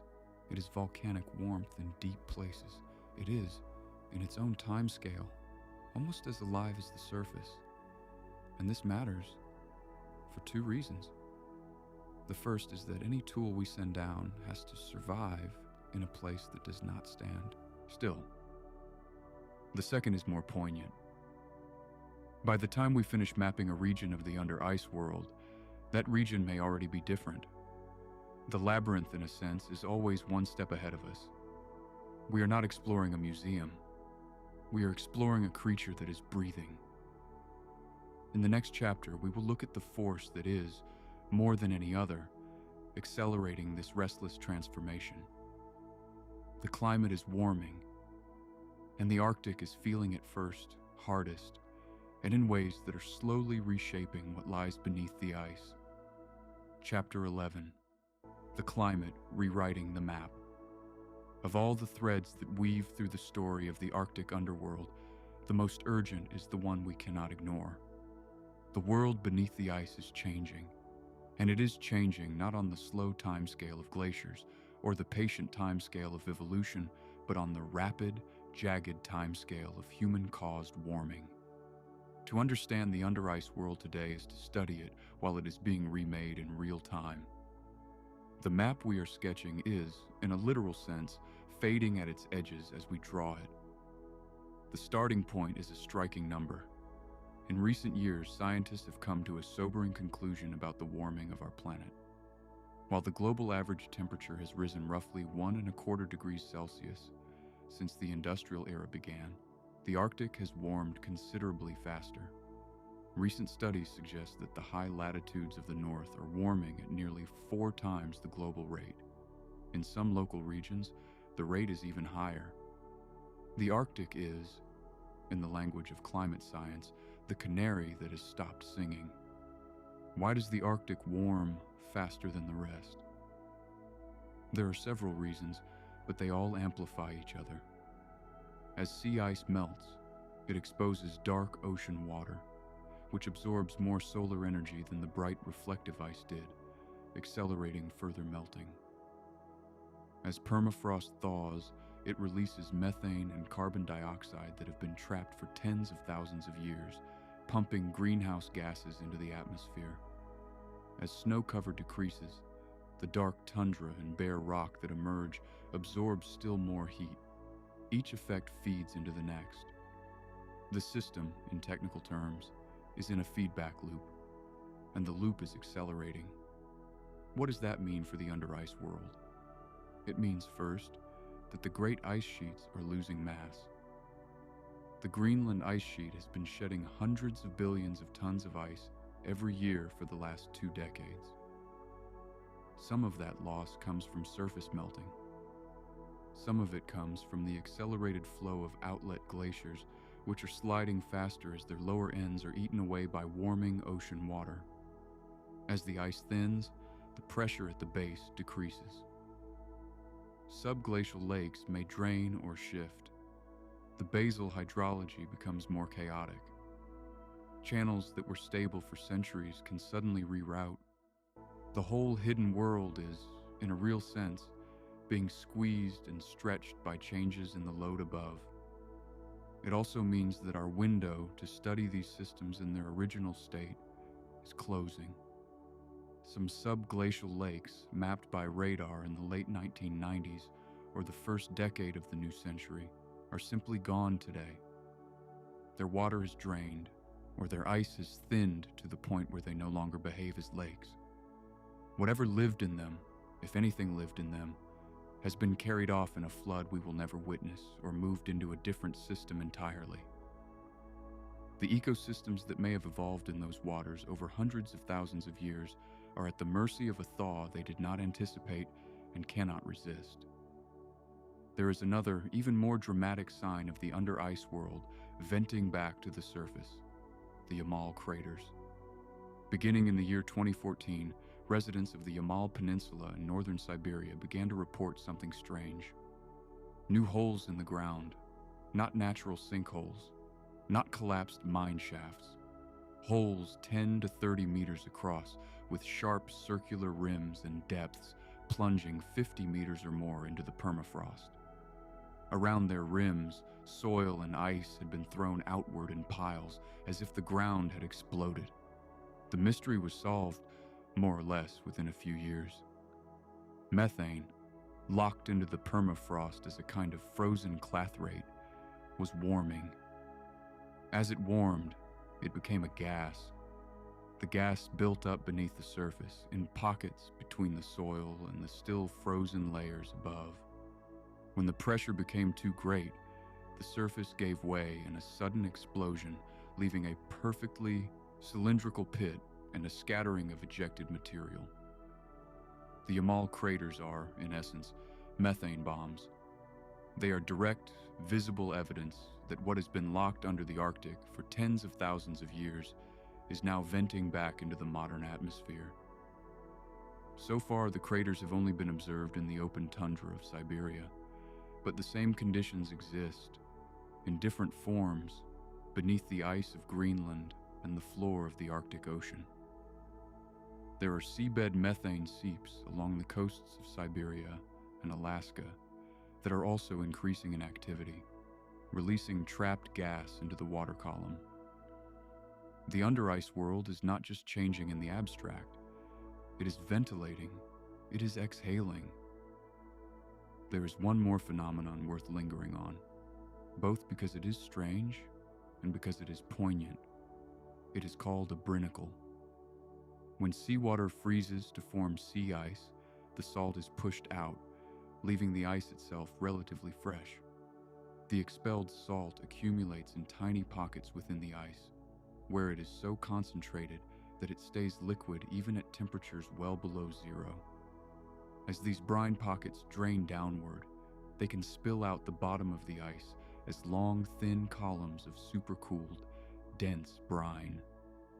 The brine, much colder than the surrounding seawater, freezes the seawater it touches. The result is a slowly growing column of ice descending from the underside of the floe like an inverted icicle. Filmmakers who have managed to capture brinicles forming have given them a chilling nickname: icicles of death, because anything caught beneath them, if it cannot move out of the way fast enough, is frozen in place. Sea stars and sea urchins on the seafloor have been documented turning into frosted statues as a brinicle reached them. Brinicles are a normal part of polar sea ice ecology, but they are also a window into a world of subtle chemistry that is changing. As Arctic Ocean waters warm, as fresh water from melting glaciers dilutes the salty surface, as the timing of freeze and thaw shifts, the conditions that produce brinicles also change. The flux of brine out of the ice changes. The chemistry of the deep ocean below changes. The microbes that live in the brine channels themselves change. Each of these shifts ripples outward, often in ways we have only begun to understand. The Arctic Ocean is also warming from below. Warm Atlantic water, pushed northward by the great currents that carry heat from the equator, is pressing into the Arctic basin in larger volumes than before. Below the surface layer of cold, fresh water, this warmer salt water is undercutting ice shelves and outlet glaciers from underneath, accelerating their retreat. It is also altering the temperature stratification of the entire basin in ways that may, eventually, change the hydrothermal vent ecosystems on the Gackle Ridge that we visited in earlier chapters. The picture, in short, is one of a system in flux: glaciers thinning, subglacial lakes draining, permafrost exploding, brinicles shifting, methane venting, warm water creeping into formerly cold basins. The Arctic underworld, which has spent the last million years in a kind of slow, rhythmic stability, is being pushed into a new configuration.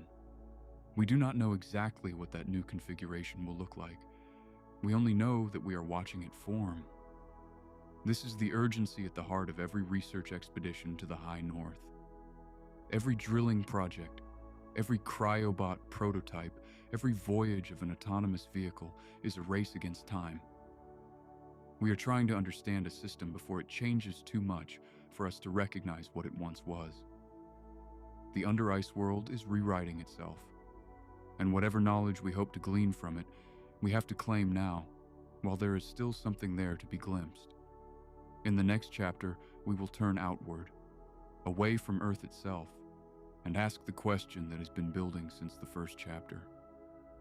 If the Arctic underworld is changing this fast, what does that say about the icy moons of Jupiter and Saturn? What does our hidden continent here teach us about the hidden oceans there? Chapter 12, Mirrors in the Solar System. For most of the history of astronomy, the search for life beyond Earth was framed as a search for warm worlds. Worlds with daylight on their faces. Worlds with skies and weather. Mars with its red deserts and ancient riverbeds. Venus with its dense atmosphere. The dream, in short, was to find another version of Earth, perhaps a little colder, perhaps a little drier, but still recognizable. Then, in the late 20th century, that dream began to widen. We discovered something that was not on the original list: hidden oceans.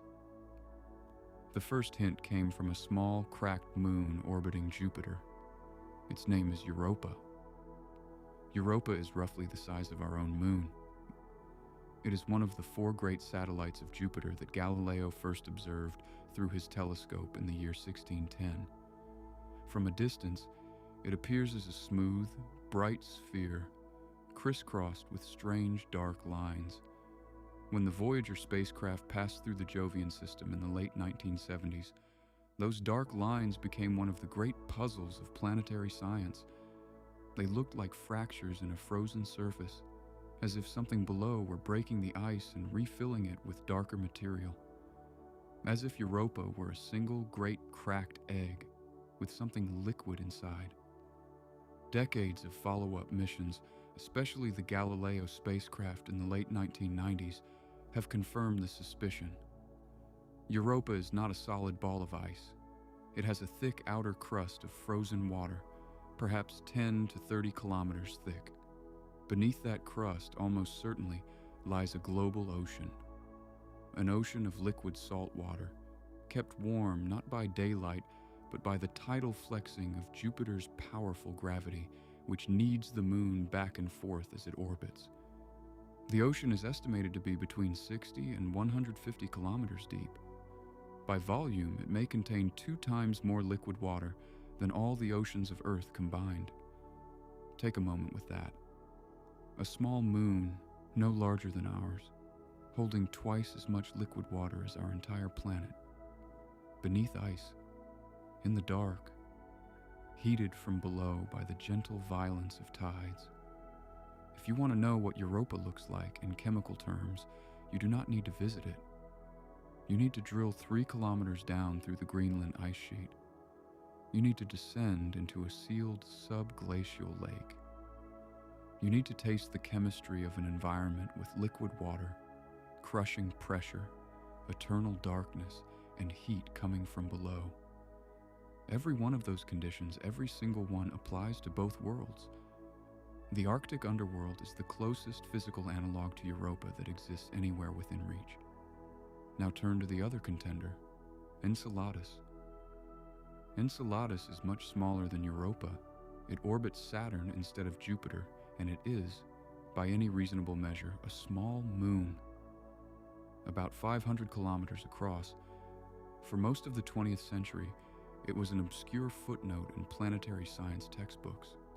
Then, in the year 2005, the Cassini spacecraft made a discovery that astonished the planetary science community. Enceladus had geysers, plumes of water vapor, fine ice grains, and complex chemistry erupting from a series of long fractures near the South Pole.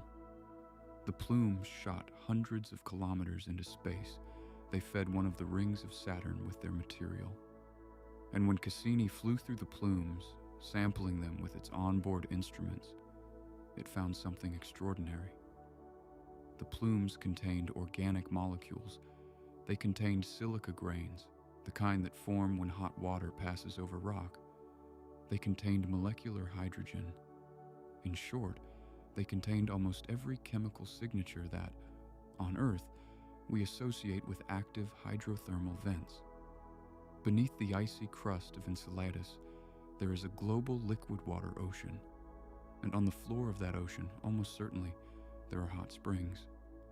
Vents of warm, mineral-rich water rising up from the rocky core. The same kind of vents that, here on Earth, we found at the Galapagos in 1977, and again along the deep Gackle Ridge under the Arctic Ocean.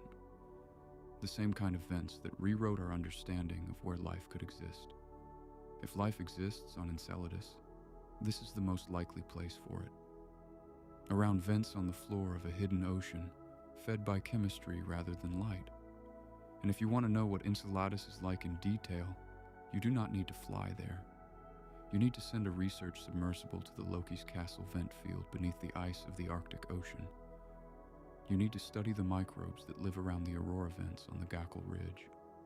You need, in short, to study Earth's own under ice ecosystems and treat them as rehearsal stages for a search that will eventually move outward. This is the idea that pulls all the threads of our story together. The Arctic underworld is not just a hidden country on Earth. It is a sister world to 2 of the most promising sites for life beyond our planet. Every cryobot designed for Greenland is, in essence, a prototype for a cryobot bound for Europa. Every contamination protocol developed at Lake Mercer is a draft of the protocol that will one day be used at a probe sent to Enceladus. Every sample of subglacial microbes pulled from a sealed Arctic lake, teaches us what kind of life might live in the dark oceans of those distant moons. The connection runs deeper still. Some of the most interesting microbes we have found in our own polar regions are extremophiles, organisms that thrive in conditions that would kill most surface life.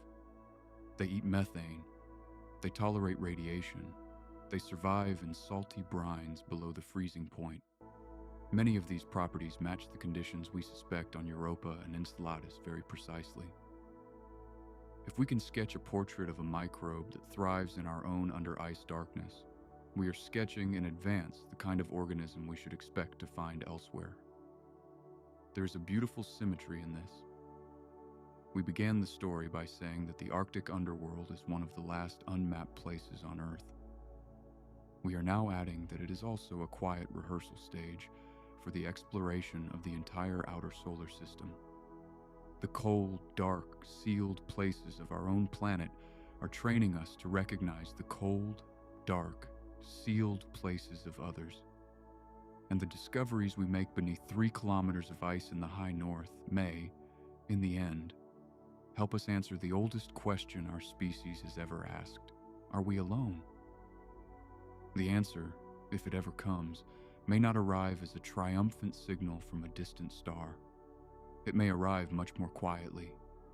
As a scientist, somewhere in a Greenland field camp, lifting a sample bottle of water from a sealed subglacial lake. As a microbe under the lens of a microscope, going about its business in conditions no cousin from the surface world has ever seen. As a piece of evidence that life can do what we suspected it could. Endure, adapt, survive in the dark, wait patiently in the cold until somebody comes to find it. If we ever stand on the ice of Europa, watching a cryobot disappear into a freshly opened shaft, we will already have rehearsed the whole journey. We will have rehearsed it on our own planet, in the silence of an Arctic night, in the kingdom beneath the ice. The mirrors of Europa and Enceladus will become real, and we will be ready only because we first turned our gaze downward and asked, what was there? In the next chapter, we will sharpen the urgency one more time, because all of this, the discovery, the rehearsal, the search for life, must happen against a clock that is ticking faster than any of us would like. Chapter 13. The race against time. Every story that turns on discovery turns also on time. In some stories, the time pressure is the discovery itself. The sense that something is just beyond our reach, and that if we do not run for it now, it will be lost. The story of the Arctic underworld, more than almost any other, is shaped by this kind of urgency. We are racing, not against any rival, not against any human deadline, but against the slow erosion of the very thing we are trying to learn. The under-ice world is not waiting for us. It is changing, and in many cases, it is vanishing. Consider first the lakes. In the early years of the new century, when scientists first began mapping subglacial lakes across the Greenland ice sheet using radar, they identified a number of bodies of water that seemed stable. Sealed pools deep beneath the ice, with no obvious signs of recent change. Many of them were given simple working names, alphanumeric codes, and entered onto the early maps of the under-ice world.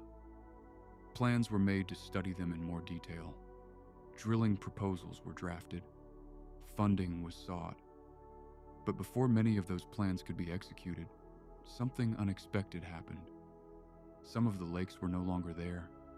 Subglacial lakes drain. We have known this for some time. The radar image of a particular lake in 2010 might be replaced in 2020 by an image of a slightly hollow basin with no liquid water in it. The ice sheet, under the pressure of its own changes, had simply allowed the seal at the lake's lowest edge to give way. In a flood, perhaps over weeks, perhaps over days, the lake had drained out and rejoined the wider hydrology of the ice sheet. Whatever was in It had gone with it, scattered through hundreds of kilometers of channels, mixed with other waters, lost as a self-contained system. There was no warning. There was no human witness. The lake had simply ceased to exist. Each such loss is a small tragedy from the perspective of science.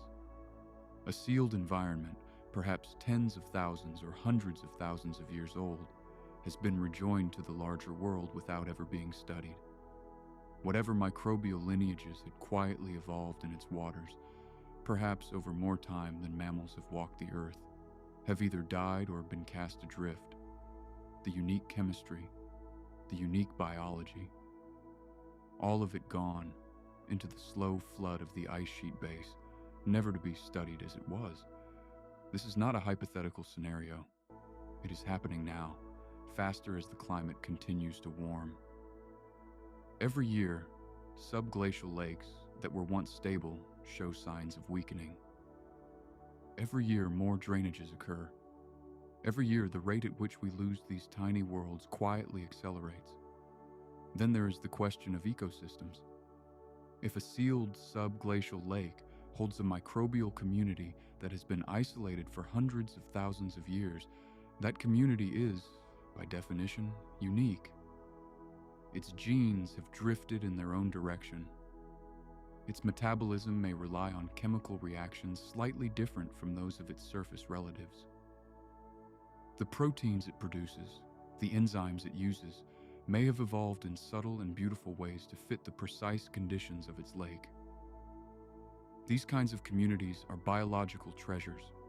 They tell us how life adapts to extreme isolation. They give us hints about how life might work on other worlds. And they could, if we ever learned to study them properly, even teach us how to design new medicines and materials. But many of these communities are vanishing without ever being documented. A microbial lineage that has lived in a sealed lake for 1 million years, evolving in patient solitude, can be wiped out in days when its lake drains. Mixed back into the wider ice sheet hydrology, the unique strains either die in the dilution or are absorbed into larger populations. A book that was written over 1 million years closes before anyone has read it. This is the most haunting part of the race against time. We are losing not just water. We are losing stories. We are losing the only copies of records that took the entire patience of geological time to write. There is yet another dimension to this, the ice itself. The Greenland and Antarctic ice sheets are libraries of ancient atmosphere. As we saw in earlier chapters, every layer of compressed snow contains tiny bubbles of the air that was breathed when that snow first fell. Drill cores into the ice can read climate history backward, year by year, century by century, all the way down. The deepest cores from Antarctica span more than 800,000 years. They show us the rise and fall of carbon dioxide, the arrival and departure of ice ages, the slow shift of methane. They are some of the most precious scientific records ever obtained. But ice is not eternal. As the climate warms, surface melting increases. Meltwater seeps into the upper layers of the ice sheet. As it refreezes, it can mix and disturb the layered structure of the snow, blurring the clean record. Some of the older Greenland records are already showing signs of this kind of contamination at their tops. The deeper layers are still intact, but the time when the upper portions of the record could be read with confidence is shrinking. Slowly, over decades, the library is losing its first chapters, and then there is the most sobering loss of all. The bedrock itself is changing. Beneath the great glaciers, the rock has been quietly recording its own story for hundreds of millions of years. Sediments, mineral deposits, chemical signatures left by the slow chemistry of meltwater and rock. Some of these records are the only direct evidence we have of how the climate of our planet has behaved during deep time. As basal hydrology accelerates, as floods become more frequent and water flows more aggressively, Those sediment layers are being disturbed in ways that would have been almost unimaginable a few decades ago.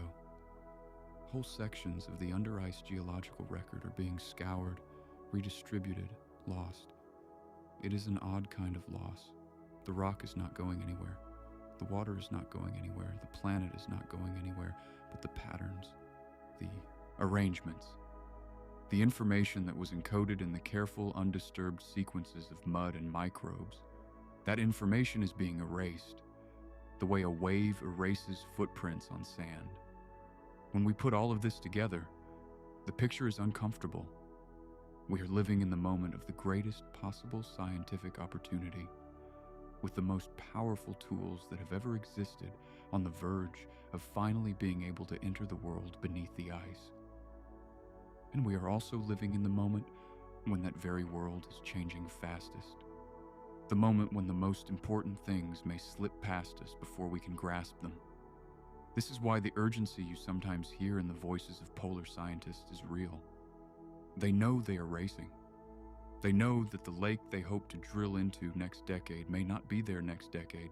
They know that the microbial lineage they hope to find may already be on its way to extinction. They know that the stories they are trying to read are, in some cases, being deleted as they reach for them. There is a quiet sadness in this. The Arctic underworld has been waiting, patient and undisturbed, for far longer than we have existed. It has watched the rise and fall of ice ages without flinching. It has held its lakes, its rivers, its hidden chambers through more time than our species can imagine. And now, in the brief flicker that is our human moment, that patient world is being unsettled at a pace none of us would have predicted, by a warming that we ourselves have caused. We are arriving at the door, finally, with the right tools, and the door, much faster than expected, is sliding closed. In the final chapter, we will step back from all of this, from the urgency, from the engineering, from the cosmic mirrors, and ask a quieter, harder question. Is it our right to enter this world at all? And perhaps more importantly, what do we owe to a place that has waited patiently for us, in the dark, for 1,000,000 years? Chapter 14. Why some mysteries must remain. We have come a long way together tonight. We began with the simple, strange fact that the most uncharted place on Earth lies directly beneath one of the most famous points on the globe. We descended through 3 kilometers of ice into hidden seas. We met life that may have evolved entirely without daylight. We uncovered asteroid craters under Greenland, fossil forests under the freezer, mammoths still bleeding from the permafrost. We climbed into the engineering of cryobots and the politics of contamination. We watched the climate quietly rewrite the under-ice world. We drew our gaze outward to Europa and Enceladus and saw that this same hidden country may also be a rehearsal for the search for life elsewhere. Now, in the final chapter of our journey, the question changes. We have spoken at length about what is down there. We have said much less about what we owe to it. There is, in nearly every story of exploration, a moment that does not get told. It is the moment when the explorer steps onto a new shore, or breaks into a new chamber, or drops a probe into a sealed lake and changes that place forever. Sometimes the change is small, sometimes it is disastrous, but it is always there. To explore is to leave a trace. To study a system is to disturb it. There is no clean way to enter a sealed world. There is only the question of how careful, how respectful, how aware we choose to be. The under-ice world is the clearest case of this dilemma we have ever encountered. Imagine that, after decades of preparation, a careful international team manages to drill a clean shaft down into a sealed, subglacial lake under Greenland. They send a sterilized probe through the shaft and into the dark water. The probe gathers samples. The data flows up to the surface. The shaft is sealed behind them. From the perspective of human science, it is a triumph. We have made contact with a world that has been isolated for 500,000 years. We have learned something profound about life on Earth, and perhaps about life elsewhere. From the perspective of the lake, however, something else has happened. The lake has been visited. For the first time in 500,000 years, something from the surface has touched it. Some quantity of foreign chemistry, of foreign microbes, of foreign molecules has been introduced. We have done our best to keep that quantity small, but the lake is no longer pristine. It is no longer untouched. The seal that held for 500,000 years has been broken, even if only a little. This is what scientists, with characteristic understatement, sometimes call the contamination paradox. To learn about a place, we have to enter it. By entering it, we change it. The very act of studying the under-ice world is the act of ending its perfect isolation. The world we describe in our reports is, by the end of those reports, a slightly different world from the one we originally found. This is not a reason to stop exploring. The knowledge we gain from places like Lake Mercer is irreplaceable. The lessons that train us for the search for life elsewhere are too valuable to forego. But the paradox is real, and it asks us to walk carefully, to enter humbly, to understand that we are not visitors to some abstract experimental setup. We are visitors to a place that has its own existence, its own quiet history, its own story. This brings us to a deeper question, one that the Arctic underworld asks, perhaps more powerfully than any other place on Earth. Curiosity is not the same as entitlement. For most of human history, when explorers found new lands, they planted flags.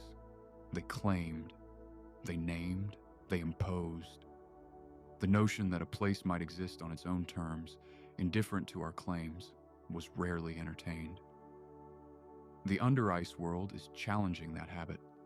There is no native population to consult, no language to translate, no flag that can be planted because the place itself moves and shifts and refuses to hold a banner. There is just the dark and the water and the patient, slow chemistry of rock against ice. We are, when we enter this world, in a fundamentally different posture than we have been in any previous exploration. We are guests, not conquerors, and we should know it. This idea has begun to filter into the way modern polar science operates.